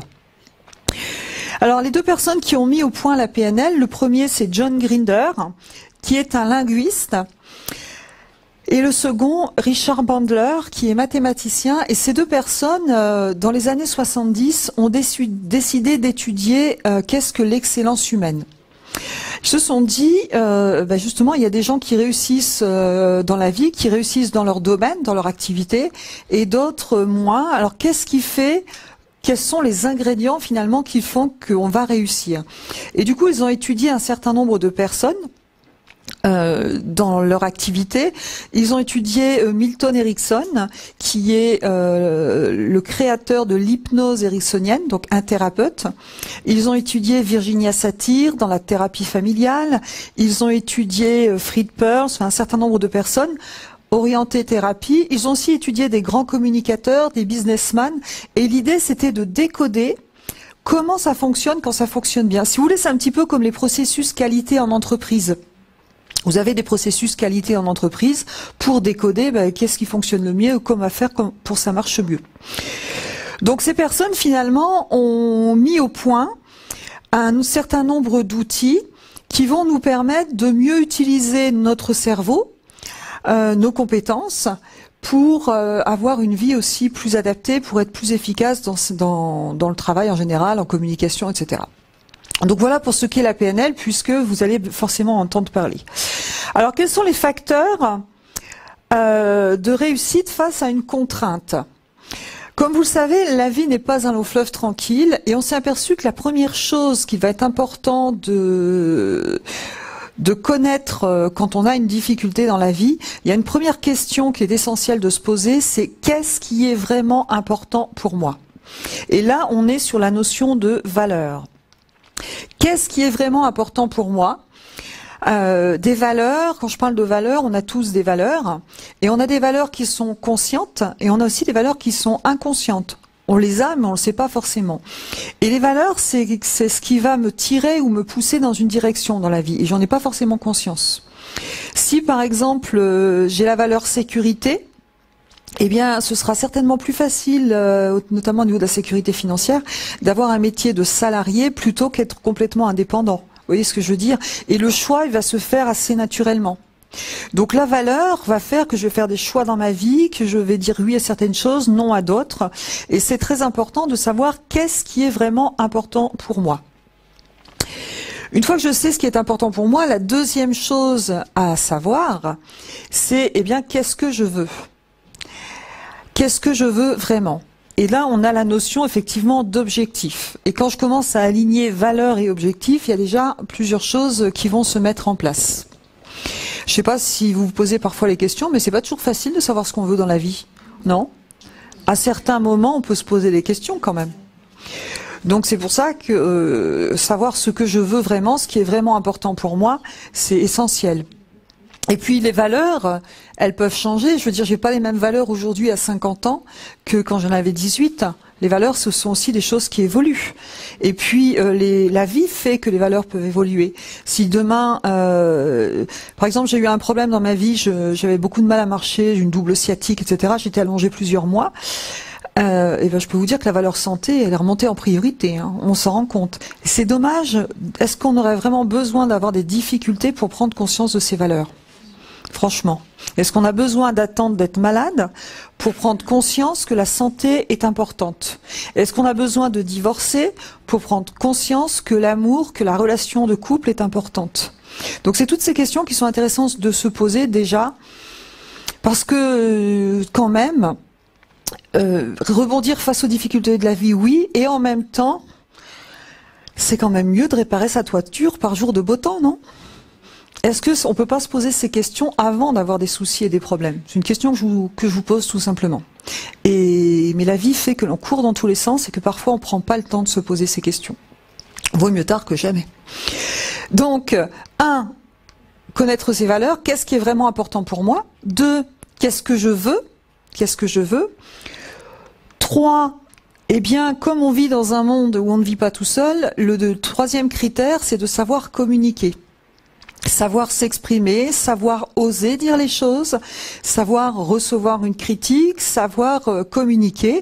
Tout à l'heure, vous verrez la gestion des conflits avec Katia, donc c'est parfait puisque ça va nous compléter un petit peu cette conférence. Donc savoir communiquer. Et alors là, quand vous allez voir comment fonctionne le cerveau, je ne comprends pas que nous n'ayons pas de cours de communication à l'école. On a des cours de français, on a des cours de maths, et heureusement. Enfin, pour moi, j'aurais dû en avoir un peu plus, mais bon, c'était un détail. Mais pardon. Mais effectivement, on n'a pas de cours de communication, on n'a pas de cours de gestion des émotions. Alors, et on a besoin de communiquer tout le temps. Et justement, la troisième chose, eh bien, c'est la gestion des émotions. Eh bien, en fait, on s'aperçoit que si je suis claire sur mes valeurs, je sais ce qui est important pour moi, si je sais à peu près ce que je veux, que je sais gérer mes émotions, c'est-à-dire que je sais me mettre dans un état émotionnel qui me permet de passer à l'action pour avoir ce que je veux, et que je sais communiquer, eh bien là, on va dire que je suis plus acteur de ma vie. Je passe d'un mode où je subis ma vie, où je peux subir ma vie, à un mode où je vais créer ma vie, avec les contraintes. Et vous n'aurez pas moins de contraintes extérieures que les autres, hein, mais en tout cas, vous les vivrez différemment. Voilà un petit peu le principe de base, et c'est pour ça d'ailleurs que quand on fait le cursus PNL, on travaille à différents niveaux, hein, en fonction des stades, sur ces trois niveaux. Alors, ce diaporama-là, vous l'aurez toujours, si vous venez me voir en conférence, dans toutes les conférences, il y a une diapo que je vous montrerai toujours, c'est celle-ci. Certains d'entre vous doivent la connaître par cœur, mais c'est jamais trop de la revoir. Pourquoi? Parce que je pense que ça, on aurait dû nous l'apprendre à l'école. Comment fonctionne notre cerveau? Qu'est-ce qui fait qu'on ne se comprend pas? Qu'est-ce qui fait qu'on va justement se mettre dans des états pas possibles en fonction de nos expériences, pour certaines personnes et pour d'autres non? Alors, notre cerveau, on va dire que si notre cerveau fonctionne comme un ordinateur, on va comparer notre cerveau à un ordinateur, eh bien les données qui vont entrer dans notre cerveau, ce sont avec nos 5 sens, vous êtes d'accord? Le V, c'est le visuel, ce que je vois, le A de auditif, le kinesthésique, c'est le toucher ou le ressenti, l'olfactif, c'est ce que je sens, et le gustatif, je vous fais pas de dessin. Donc déjà, si je considère mon cerveau comme un ordinateur, je capte des données. Ensuite, je capte des données, mais je capte des données au niveau conscient et inconscient. Au niveau conscient, on dit que je capte 2000 millions de bits ce seconde. Il paraît que c'est énorme, j'y connais rien d'informatique. Il paraît que c'est beaucoup. Par contre, ce qui est intéressant, c'est qu'au niveau inconscient, j'en capte 400 000 millions de bits. C'est-à-dire que si je vous fais une métaphore, si ça c'est mon cerveau, eh bien là, vous avez la partie consciente et là, vous avez la partie inconsciente. Donc, je capte énormément de données. C'est pour ça que quand vous entrez dans une pièce, vous entrez chez vous le soir, vous n'avez pas dit un mot, mais vous avez vu la tête de votre mari, et déjà vous sentez l'ambiance, vous sentez ce qui va se passer. Vous voyez, ça fait. Je vois quand. Pourtant, on n'a pas le même mari, hein. Mais bon. Donc, a priori, c'est pareil pour tout le monde. Donc, au niveau inconscient, je capte énormément de choses. Et donc, comme il y a beaucoup d'infos, eh bien, le cerveau, il est obligé de traiter l'information. Il peut pas tout gérer en même temps. Donc, il va être obligé de mettre dans des boîtes, dans des cases. Et la première chose qu'il va faire, c'est de faire des omissions. Des omissions, c'est il va dire ça, j'en ai pas besoin. Ça, c'est pas ce qu'il y a de plus important. Et ça, vous le voyez très bien. Je prends souvent l'exemple de la femme enceinte parce que c'est assez fréquent. Mesdames, quand vous êtes enceinte, eh bien, vous voyez des femmes enceintes partout dans la rue. Avant, il n'y en avait pas plus, il n'y en avait pas moins.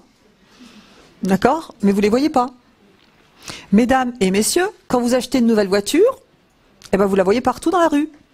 Avant, il n'y en avait pas moins, il n'y en avait pas plus, mais vous ne la voyez pas. Pourquoi? Parce que votre cerveau faisait une omission, parce que ça n'avait pas d'intérêt à ce moment-là. Et heureusement qu'il fait ça, parce que sinon on ne pourrait pas traiter toutes les informations.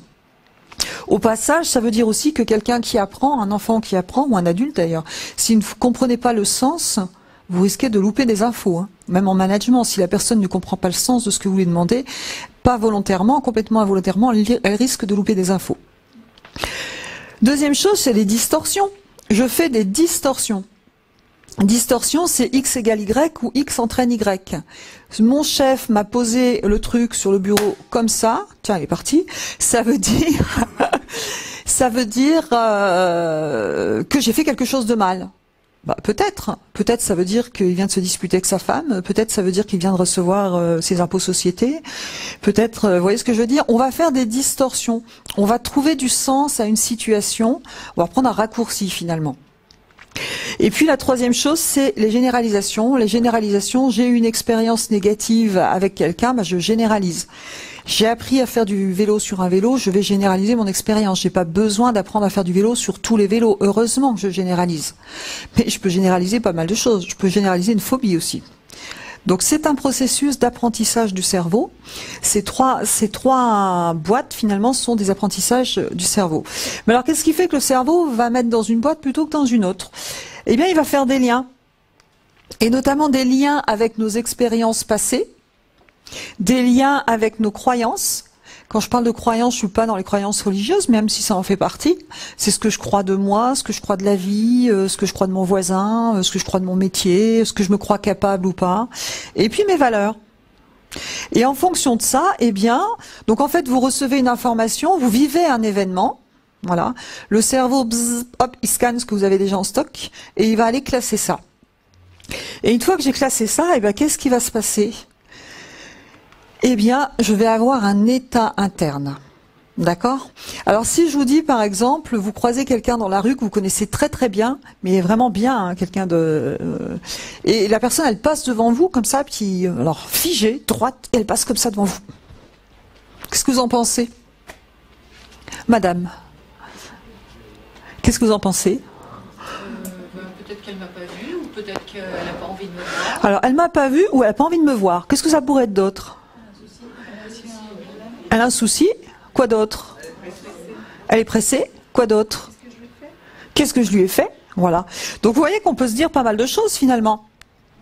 Mais alors si vous vous dites qu'est-ce que je lui ai fait ? Ça sous-entend que je lui ai fait quelque chose. Est-ce que mon état interne est-ce que c'est agréable ou désagréable pour moi ? C'est désagréable. Si je me dis elle le fait exprès, elle m'a pas vu. Agréable ou désagréable ? Si je me dis, bah, elle est dans les nuages, elle a la tête ailleurs, elle rêve. Agréable ou désagréable ? Plutôt neutre, d'accord ? Si je me dis, oh là là, elle a des soucis, elle doit pas être bien. Comment c'est ? Voilà, donc agréable ou désagréable, dans ce cas, je vais plutôt être dans l'empathie. Et du coup, bah, qu'est-ce que je vais faire ? Eh ben, en fonction de mon état interne, j'aurai pas le même comportement que la personne. Si je me dis... pain bêche, elle m'a pas dit bonjour. Quand vous allez la voir la fois d'après, vous allez faire quoi ? On va faire pareil. Si vous vous dites, oh là là, elle doit avoir des soucis, quand vous allez la voir la prochaine fois, vous allez faire quoi ? Comment tu vas, etc. Donc vous voyez que vos comportements vont directement dépendre de vos états internes. Vous êtes OK. Mais les états internes dépendent de quoi, d'après vous ? Bah, des croyances, des valeurs, des distorsions, de tout ça, et ils dépendent surtout de ça, de vos interprétations. D'accord ? Ce n'est pas les événements que vous vivez qui vous mettent dans un état interne positif ou négatif, c'est l'interprétation que vous faites de cet événement. Si demain je suis au chômage, ou je peux me dire j'ai 50 ans, c'est fini pour moi, je ne trouverai plus jamais de boulot, qu'est-ce que j'ai fait pour faire ça, pourquoi ça m'arrive à moi ? Ou je peux me dire 50 ans, finalement, coup de bol, 6 mois je prends du temps, je vais me refaire une santé d'abord, après je vais peut-être refaire une petite formation, réfléchir à ce que je veux vraiment, et puis je vais rebondir. Je vous ai garanti que votre état interne sera complètement différent, pas vrai ? Vous divorcez, vous vous dites pourquoi ça m'arrive à moi, c'est fini pour moi, vous vous dites 1 de perdu, 10 de retrouvé, c'est pas pareil. Vous n'allez pas vivre les choses pareilles, vous êtes d'accord ou pas ? Donc finalement ce n'est pas en fait la situation extérieure qui va créer mon émotion et ma façon de rebondir, ça va être mes interprétations. Vous êtes d'accord ? Et alors, si je fais du coup un lien avec la communication, Ben, vous voyez ça, en PNL, c'est ce qu'on appelle le modèle du monde. Et ici, dans cette salle, nous avons chacun notre modèle du monde. Et partout sur cette planète, d'ailleurs. Puisque aucun d'entre nous n'a vécu les mêmes expériences, les mêmes croyances et les mêmes valeurs. Vous êtes d'accord? Donc, un mot ne va pas vouloir dire la même chose pour une personne. Une situation, on va pas forcément l'interpréter pareil. Donc, c'est une vision du monde. Et vous êtes d'accord que ma vision du monde va directement modifier tout le système. On est dans un système. Et si vous jouez sur une des choses des systèmes, vous modifiez tout le système. Donc, un petit tuyau que je donne toujours aux personnes en PNL et même dans mes conférences, que je partagerai volontiers avec vous, pour ceux qui l'ont déjà testé, vous verrez à quel point ça marche, c'est que comme nous sommes tous dans des mondes internes différents, plutôt qu'aller ruminer et vous prendre la tête pour des choses qui n'ont pas d'importance, le premier conseil que je vous donne, c'est que dès que vous sentez que ça commence à monter, vous dites « Stop ! Je ne sais rien, je ne crois rien, je ne pense rien ». Voilà, c'est bien, on me répète en même temps que moi, donc il y a des gens qui sont habitués. Quel effet ça fait quand on fait ça? Toi qui le fais? On prend beaucoup plus de distance par rapport à l'événement. Voilà. Plutôt que d'être dans l'émotion tout de suite. Voilà. On prend du recul. D'accord. Honnêtement, est-ce que ça vous est pas arrivé régulièrement d'être dans des états internes négatifs et après de vous dire mais ça valait pas le coup? Pas vrai? Eh bien, ça, c'est un petit réflexe. Rien que ça, déjà, c'est vous prendre une habitude de prendre du recul. Je ne sais rien, je ne crois rien, je ne pense rien. J'ai pas dit que non plus je ne fais rien, faut pas pousser. Je me concentre sur les faits et je questionne. Les faits, c'est quoi? C'est qu'est-ce qui se passe aujourd'hui vraiment d'un point de vue factuel. D'accord? C'est quoi? C'est quand? C'est où? Si ma fille arrive en retard, elle est en retard. C'est pas peut-être elle se fout de moi, peut-être elle m'a pas prévenu, peut-être elle a eu un accident. Non, le factuel, c'est on avait rendez-vous à 20h, il est 21h, elle est pas là, point. Si je téléphone et que j'ai pas de réponse, on avait rendez-vous à 20h, il est 21h, elle est pas là, j'ai téléphoné, il ne répond pas, point. Vous voyez ce que je veux dire? Et bien, quand on commence à apprendre à faire ça, vous allez voir que ça facilite vraiment la vie. Donc, voilà une première chose. Donc, par rapport à ça, je voulais vous donner quelques outils que l'on fait en PNL, puisque on va aller, vous avez vu que pour gérer effectivement les situations, pour pouvoir gérer une situation difficile, votre émotion va être importante. L'état interne va être important. Vous savez très bien qu'on a les états internes de ses pensées et qu'on a les pensées de ses états internes. Quand vous n'êtes pas bien, vous avez plutôt des pensées négatives, non? Ok. Moi, je vais vous demander, d'après vous, qu'est-ce qui influence directement mon état interne? Pardon? Les pensées, absolument. Nos pensées influencent directement nos états internes. Et effectivement, ici, ce sur quoi je focalise mon attention va directement influencer mon état interne. Vous êtes d'accord? Eh bien, l'être humain, on a quand même une fâcheuse habitude de se concentrer, pour certains d'entre nous, sur des choses qui ne vont pas. Pourquoi? Parce que on a une partie de notre cerveau qui est complètement archaïque. Et nous avons, pour survivre, nous avons dû veiller à tout ce qui était dangereux, tout ce qui n'allait pas, tout ce qui pouvait nous mettre en danger. Donc on a une certaine vigilance quand même à repérer tout ce qui peut être dangereux. Et donc l'habitude de se focaliser, de focaliser ses pensées sur des choses positives, ça va bien sûr nous aider. Et puis il y a une deuxième chose qui va nous aider, c'est nous poser des questions qui vont nous amener à des pensées positives. Si par exemple... vous tombez dans un trou, est-ce que c'est mieux de vous demander pourquoi je suis tombé dans le trou, puis de bien réfléchir à pourquoi je suis tombé dans le trou un certain temps, hein, ou alors de vous demander comment je vais faire pour en sortir, ou si vous voulez en sortir. Hein, ben, il y a des questions qui sont utiles et des questions qui ne sont pas utiles, de la même manière. Si il vous arrive, si demain vous êtes au chômage, est-ce que c'est plus utile de vous dire pourquoi ça m'arrive à moi, que qu'est-ce que j'ai à apprendre de ça et comment je vais faire pour rebondir? Qu'en pensez-vous? Eh bien, on va voir qu'il y a des questions qui vont nous tirer vers le haut et des questions qui vont nous tirer vers les bas.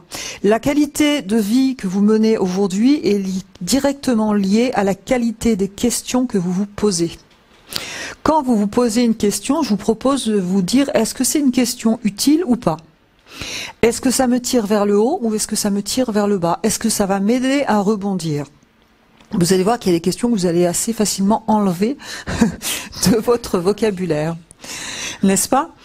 Donc, la pensée, donc la première chose que vous pouvez faire sur laquelle vous pouvez avoir la main, c'est de focaliser votre attention sur des petites choses sympathiques. Vous êtes d'accord ou pas? Et les petites choses sympathiques, il n'y a pas besoin que ce soit des choses extraordinaires, hein. Le regard de votre enfant, le petit déjeuner en famille, le rayon de soleil, là j'ai vu tout à l'heure des gens qui étaient allongés dans l'herbe. Rien que d'être dans l'instant présent et de se focaliser sur de nombreuses petites choses, vous jouez sur votre état interne.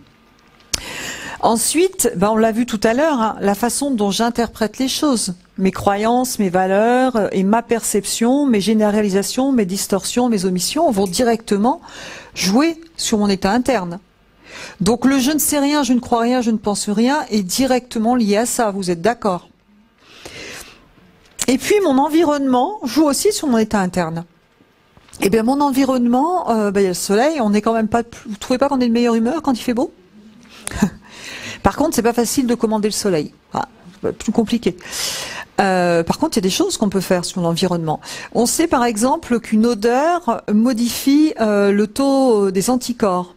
Les études qui ont été faites avec des étudiants, on les a plongés dans une odeur de pourri et une odeur de chocolat.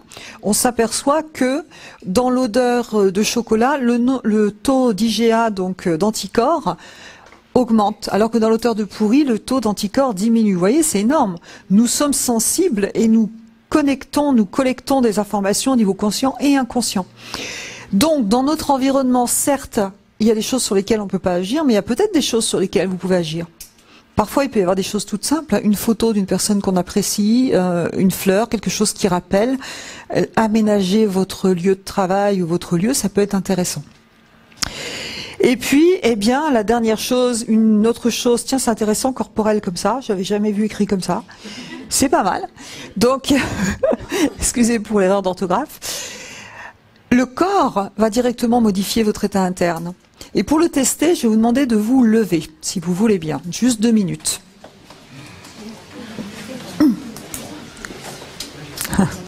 Et je vais vous demander, là vous vous tenez droit, alors c'est difficile parce que du coup je suis pas plus haute que vous, mais je vais vous demander de ou vous tenir très droit ou baisser complètement les épaules comme si vous vous pliez un petit peu quand je vous le demande, d'accord? Ici on a un point au niveau du sternum et il faut qu'il se baisse, ça va? Dans un premier temps, je vais vous demander de baisser ce point, plier les épaules, baisser ce point, voilà, très bien. Puis je vous demande de fermer les yeux et d'imaginer quand vous êtes comme ça que vous êtes en bas d'un escalier et que vous avez des sacs très très lourds, 2 gros sacs très très lourds et 150 marches à monter. Et vous regardez l'escalier et vous baissez bien les épaules. Et vous observez dans quel état interne vous êtes. Et donc, observez, et maintenant, une grande aspiration, vous vous remettez bien droit, tonique et bien droit, et vous êtes au pied du même escalier, 2 gros sacs énormes à porter, et vous observez comment vous vous sentez. Voilà. Vous redescendez, pchoup, faites tomber les épaules, vous arrivez lundi matin au travail. Et là, non, si. Et là, vous constatez qu'il y a énormément de travail, puis il y a plein de trucs sur le bureau, plein de trucs à faire, et vous observez dans quel état d'esprit vous êtes, comment vous vous sentez, dans quel état d'énergie vous êtes. Voilà, c'est lundi. Voilà, une grande aspiration. Vous redressez bien droit, bien tonique. Vous arrivez le lundi matin au travail. C'est exactement la même situation, toujours lundi matin, mais exactement pareil, toujours autant de travail. Ok? Voilà. Maintenant, vous baissez. Et vous allez penser à quelqu'un avec qui vous entendez pas très bien. Voilà. Une personne que vraiment, c'est pas top. Vous passeriez pas les vacances avec, quoi, vous voyez? Voilà. Puis vous voyez cette personne, puis vous la voyez arriver, puis vous devez avoir une conversation avec. Voilà. Et vous observez comment vous êtes, dans quel état d'esprit. Hop, vous vous redressez. Et vous voyez cette même personne avec qui vous entendez pas très bien. Voilà. Et vous observez comment vous vous sentez. Et je vous remercie, on va arrêter le cours de gym maintenant, on peut vous asseoir.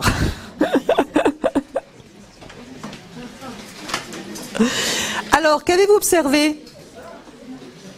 Est-ce qu'il y a une différence? C'est incroyable.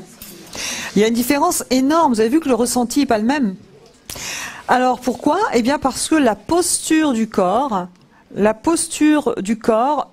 a directement un effet sur votre état interne.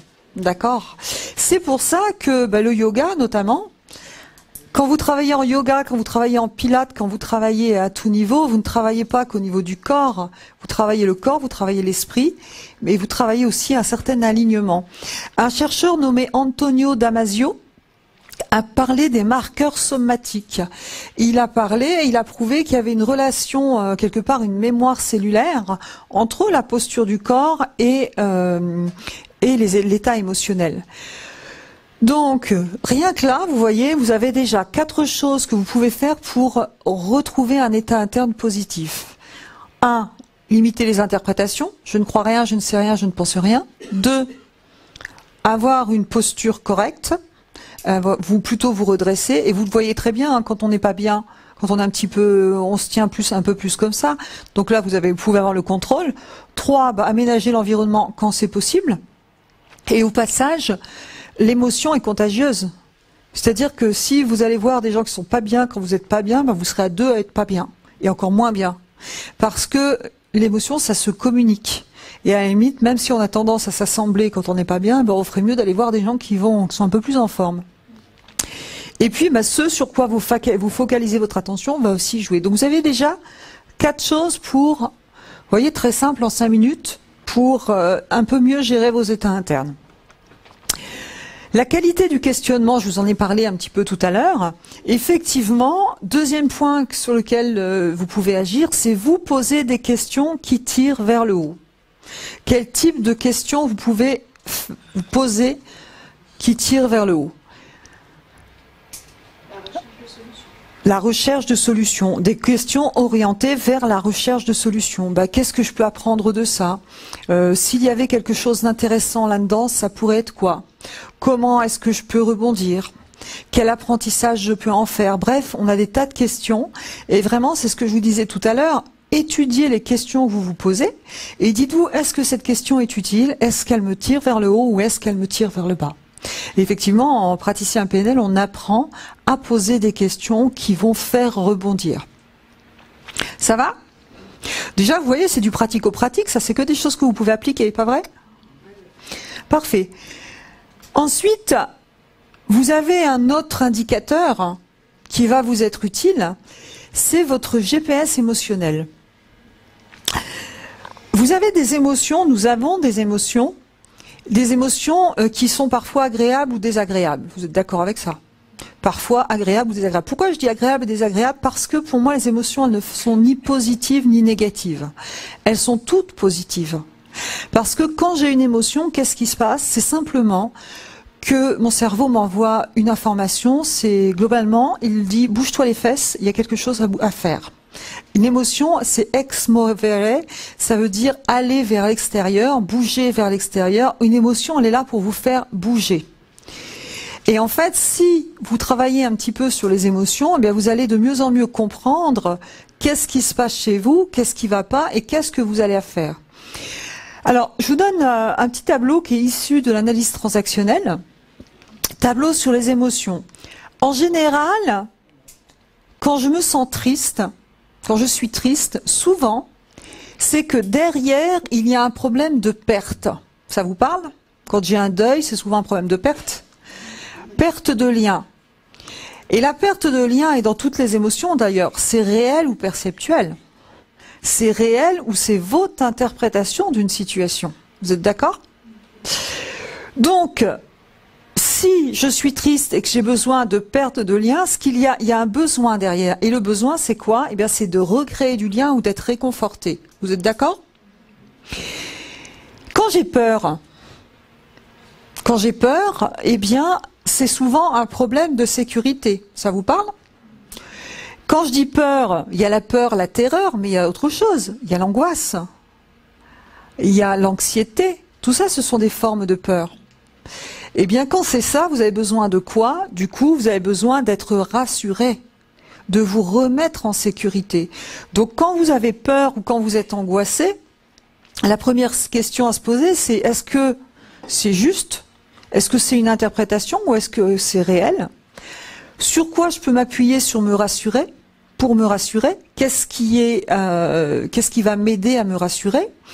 Je vois par exemple en entreprise, quand vous avez des changements en entreprise, le changement ça fait peur. L'être humain a peur du changement, c'est normal, c'est l'inconnu. Donc en entreprise, eh bien quand les gens changent, la première question, quand il y a une fusion, une restructuration, eh bien la première question à se poser, c'est sur quoi je peux m'appuyer, qu'est-ce qui ne changera pas, qu'est-ce qui va rester pareil, sur quoi je peux m'accrocher, qu'est-ce qui va me rassurer, d'accord? Parce que le besoin, c'est d'être rassuré. Et ce que vous dit votre cerveau, et ce que vous dit votre émotion, c'est va te rassurer, va trouver un moyen de te rassurer, d'accord? Une émotion, elle est là pour vous faire passer à l'action, hein, pas pour autre chose. Et quand je suis en colère, alors pensez à toutes les fois où vous êtes en colère. Souvent, c'est un problème de règles. Les règles n'ont pas été respectées. Mes règles ou les règles de la société. Pensez à une fois où vous avez été en colère, dites-moi si c'est juste. Parce que vous avez des valeurs, bien sûr, des choses qui sont importantes pour vous, et derrière chaque valeur, vous avez un système de règles. D'accord. Je prends un exemple. Je fais une formation et moi les règles, la valeur respect, je colle à la valeur respect. On arrive à l'heure en formation. Une stagiaire arrive en retard, je vais pas me sentir respectée, je vais me mettre en colère. D'accord?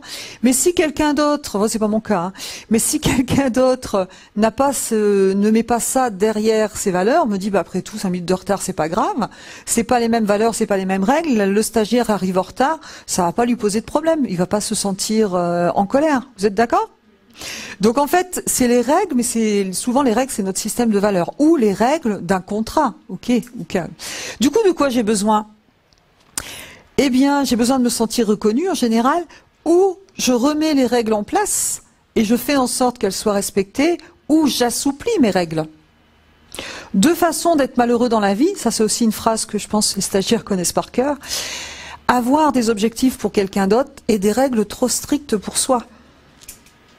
Deux façons d'être malheureux dans la vie, avoir des objectifs pour quelqu'un d'autre et des règles trop strictes pour soi. Qu'en pensez-vous ? Pourquoi est-ce que ça rend malheureux d'avoir des objectifs pour quelqu'un d'autre? Pourquoi donc? Pardon? Il n'y a pas de prise, exactement, j'ai pas de prise. Je veux que mon enfant réussisse à l'école. C'est une finalité, c'est un vœu pieux, mais c'est pas un objectif, parce que ça dépend pas que de moi, vous êtes d'accord? Je peux avoir un but qui inclut quelqu'un, il n'y a pas de problème, mais je n'ai pas d'objectif pour quelqu'un d'autre. Je peux par exemple décider par contre de l'accompagner 1 heure par jour à ses devoirs s'il en a besoin le soir, ça dépend de moi. Parce que si vous avez un objectif sur quelqu'un d'autre qui ne se réalise pas, bah, vous n'avez pas la main et c'est vous qui allez vous dévaloriser. Ça vous est pas déjà arrivé ça, de faire l'erreur?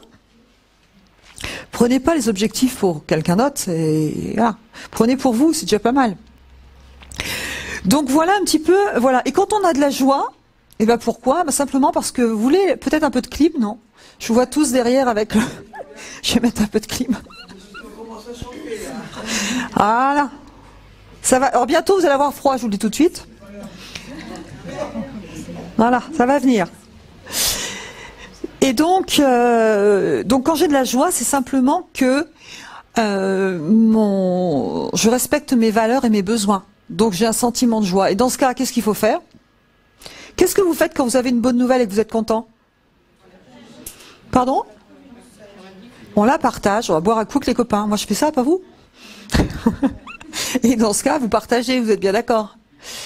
Et c'est tout aussi important de partager que de faire tout le reste. Parce qu'on entretient un circuit neuronal où vous allez être vous le verrez tout à l'heure si vous êtes à la conférence sur le cerveau, vous allez fabriquer des neurones et fabriquer des neurones dans d'état général positif. Parce qu'on sait maintenant que notre cerveau a une plasticité énorme et plus vous allez, je dirais, avoir l'habitude de ressentir des émotions positives, plus vous allez structurer votre cerveau.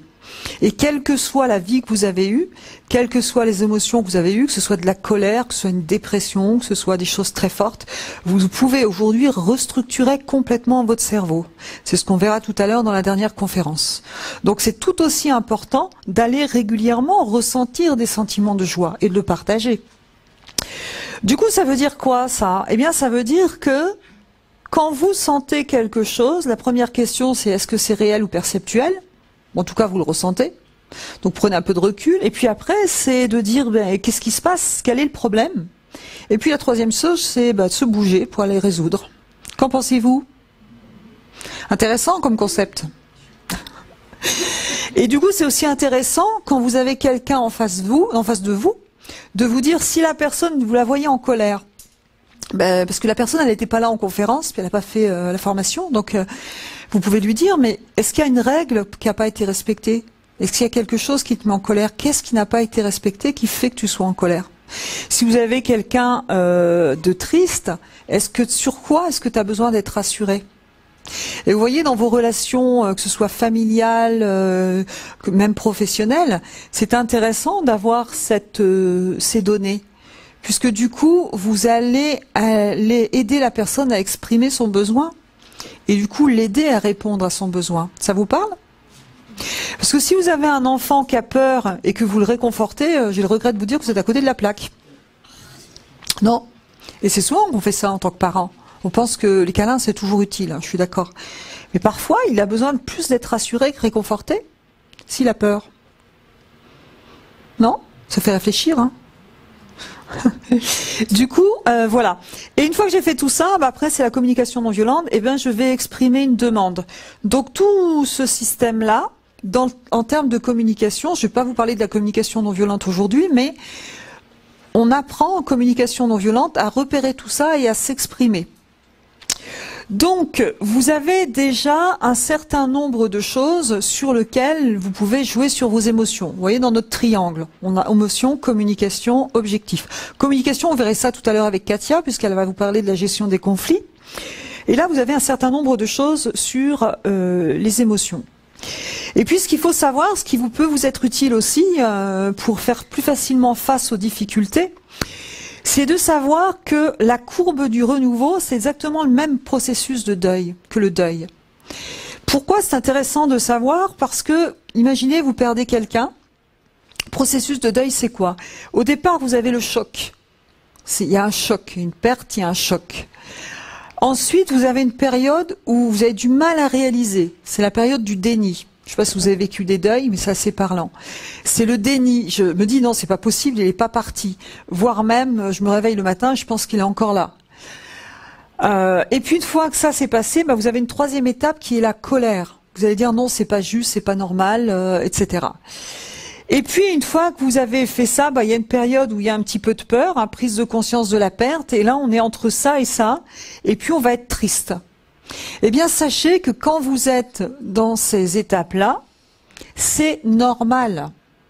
C'est un processus normal. C'est-à-dire qu'il y a des situations de vie, c'est tout à fait normal que vous soyez là, c'est tout à fait normal que vous soyez là, c'est normal que vous soyez en colère, c'est normal. Et il faut passer par là pour pouvoir remonter. Après tout ça, vous pouvez accepter. Essayez de faire sans.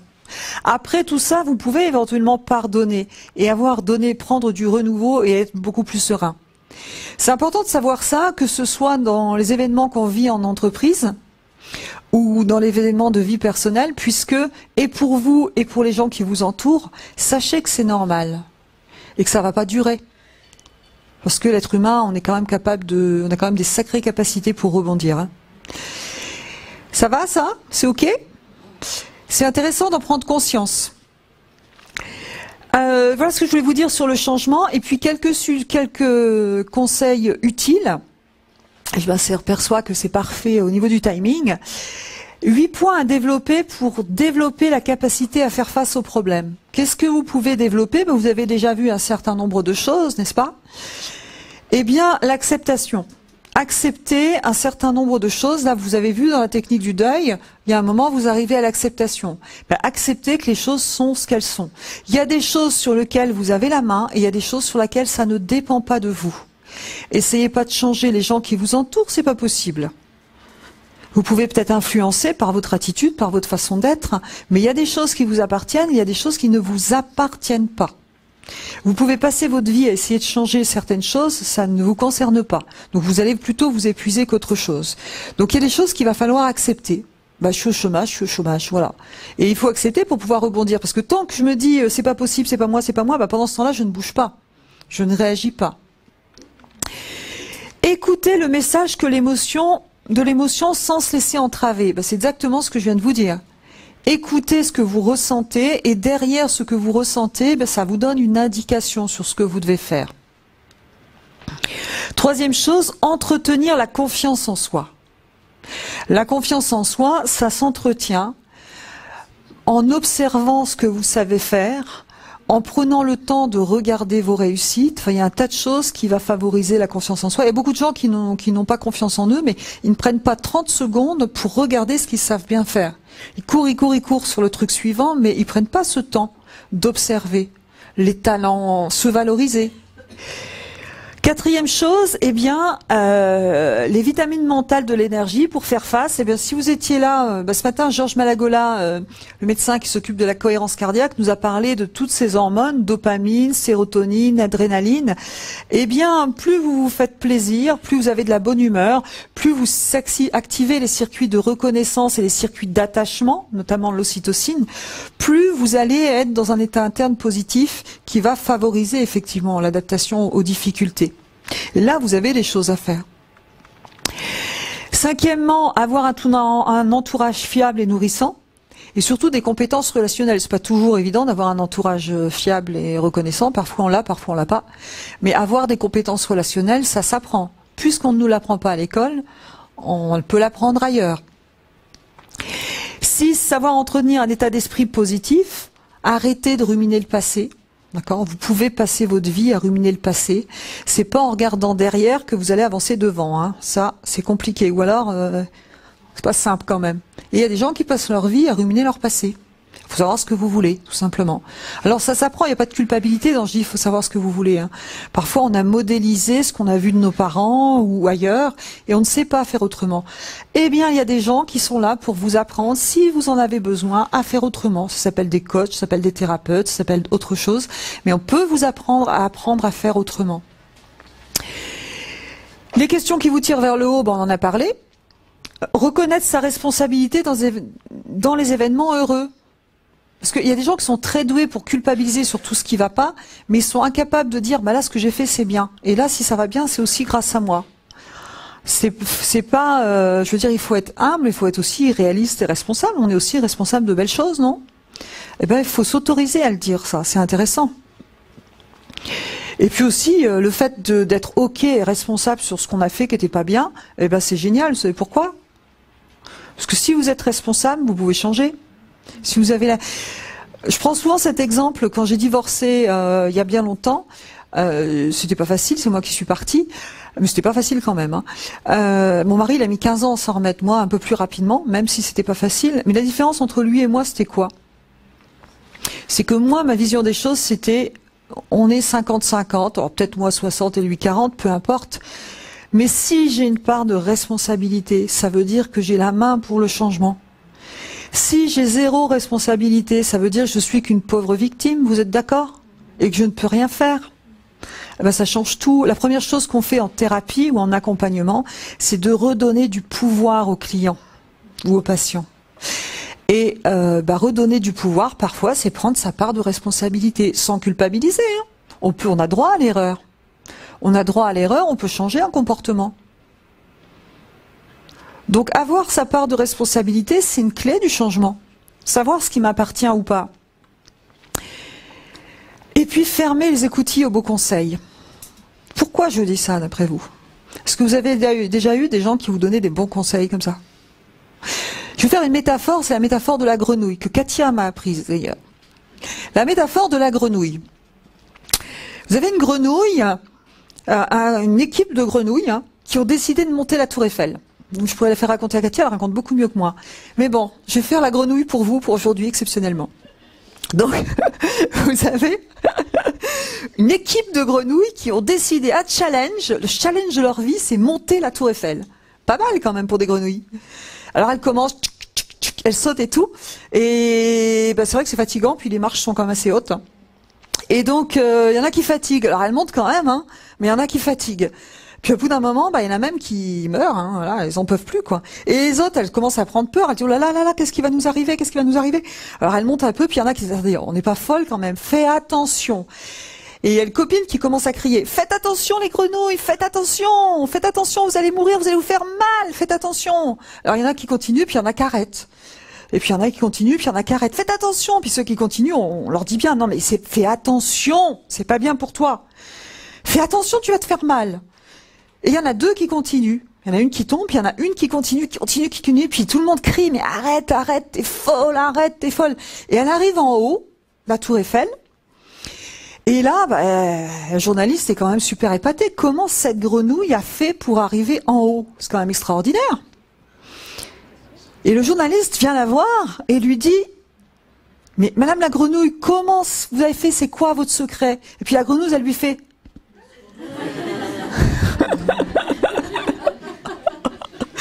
eh ben vous la retiendrez celle-là. Ben moi je peux vous garantir que quand j'ai commencé cette entreprise, c'est ce centre de formation, si j'avais écouté tous les gens bienveillants, ben je serais pas là aujourd'hui. Parce que la PNL, entre ceux qui disent que c'est une secte, ceux qui disent que ça marchera jamais, ceux qui disent t'as pas de réseau, t'arriveras pas, aujourd'hui le centre est plein, ça tourne bien, on refait des sessions cet été, on en double parce qu'il y a trop de monde. Si j'avais écouté tous ces gens-là, ben j'en serais pas là aujourd'hui, d'accord? Donc parfois, c'est important d'écouter les conseils, puis parfois c'est important aussi de ne pas les écouter. Et puis la dernière chose, eh bien, s'autoriser à des solutions personnelles. Et il y a des méthodes qui existent. Il y a des méthodes pour vous aider à réfléchir, des méthodes de résolution de problèmes. Et puis, eh bien, quand on est dépassé, il y a des professionnels qui peuvent être là aussi pour vous aider. C'est un métier aussi, et l'avantage quand on est professionnel, c'est qu'on a et des méthodes et le recul. Parce que quand on a la tête dans le guidon, ben, je peux vous garantir que c'est pas si facile de trouver les solutions. Ça vous parle ? Ça vous arrive pas, vous discutez avec une copine, à la tête dans le guidon, elle voit rien, vous arrivez, clac, vous trouvez la solution en 2 minutes? J'avais un petit exercice à vous faire faire, mais on n'a pas eu le temps aujourd'hui. Mais c'est vraiment ça. Parfois, la personne qui arrive de l'extérieur, d'abord parce qu'elle a des méthodes, et aussi parce que simplement elle est d'extérieur, qu'elle n'est pas dans l'émotion, qu'elle n'a pas la tête dans le guidon, elle va vous aider à trouver vos solutions. Elle va vous poser une question et ça va faire ch'ting, incroyable. Donc, voilà ce que je voulais vous dire. Et puis surtout, le conseil du jour. Ne vous laissez pas guider par vos peurs. Vous savez ce qui se passe quand on se laisse guider par ses peurs? On fait une sclérose en place. C'est-à-dire que vous n'avancez pas. Vous n'avancez pas. Il y a des gens qui viennent me voir parce que je ne sais pas quoi choisir, j'ai peur de faire erreur. Oui, mais si je change de métier, qu'est-ce qui va se passer? Et ils tournent en rond comme ça pendant 20 ans. Moi, j'ai des gens autour de moi qui tournent en rond depuis 20 ans. Ça doit faire mal à la tête. Hein. Un choix, c'est toujours mieux qu'un non-choix. D'accord? Et puis, parfois, effectivement, si on se laisse uniquement guider par ses peurs, ben, il vaut mieux se rassurer et avancer. Sinon, eh bien, voilà ce qu'on fait. Voilà ce que je voulais vous dire. Et je vous présente un petit modèle qui est un peu mémotechnique. Première chose, c'est d'accueillir. Deuxième chose, c'est accueillir la situation. Deuxième chose, c'est reconnaître ce qui se passe. La troisième chose, c'est de séparer le problème du futur et de la solution. Et puis la quatrième, c'est de transcender, de dépasser. Ça vous fait un modèle ART qui va vous aider à vous retenir. Et je suis très très fière de moi parce que je suis pile dans le timing. Donc, eh bien, je suis ouverte à vos questions si vous en avez.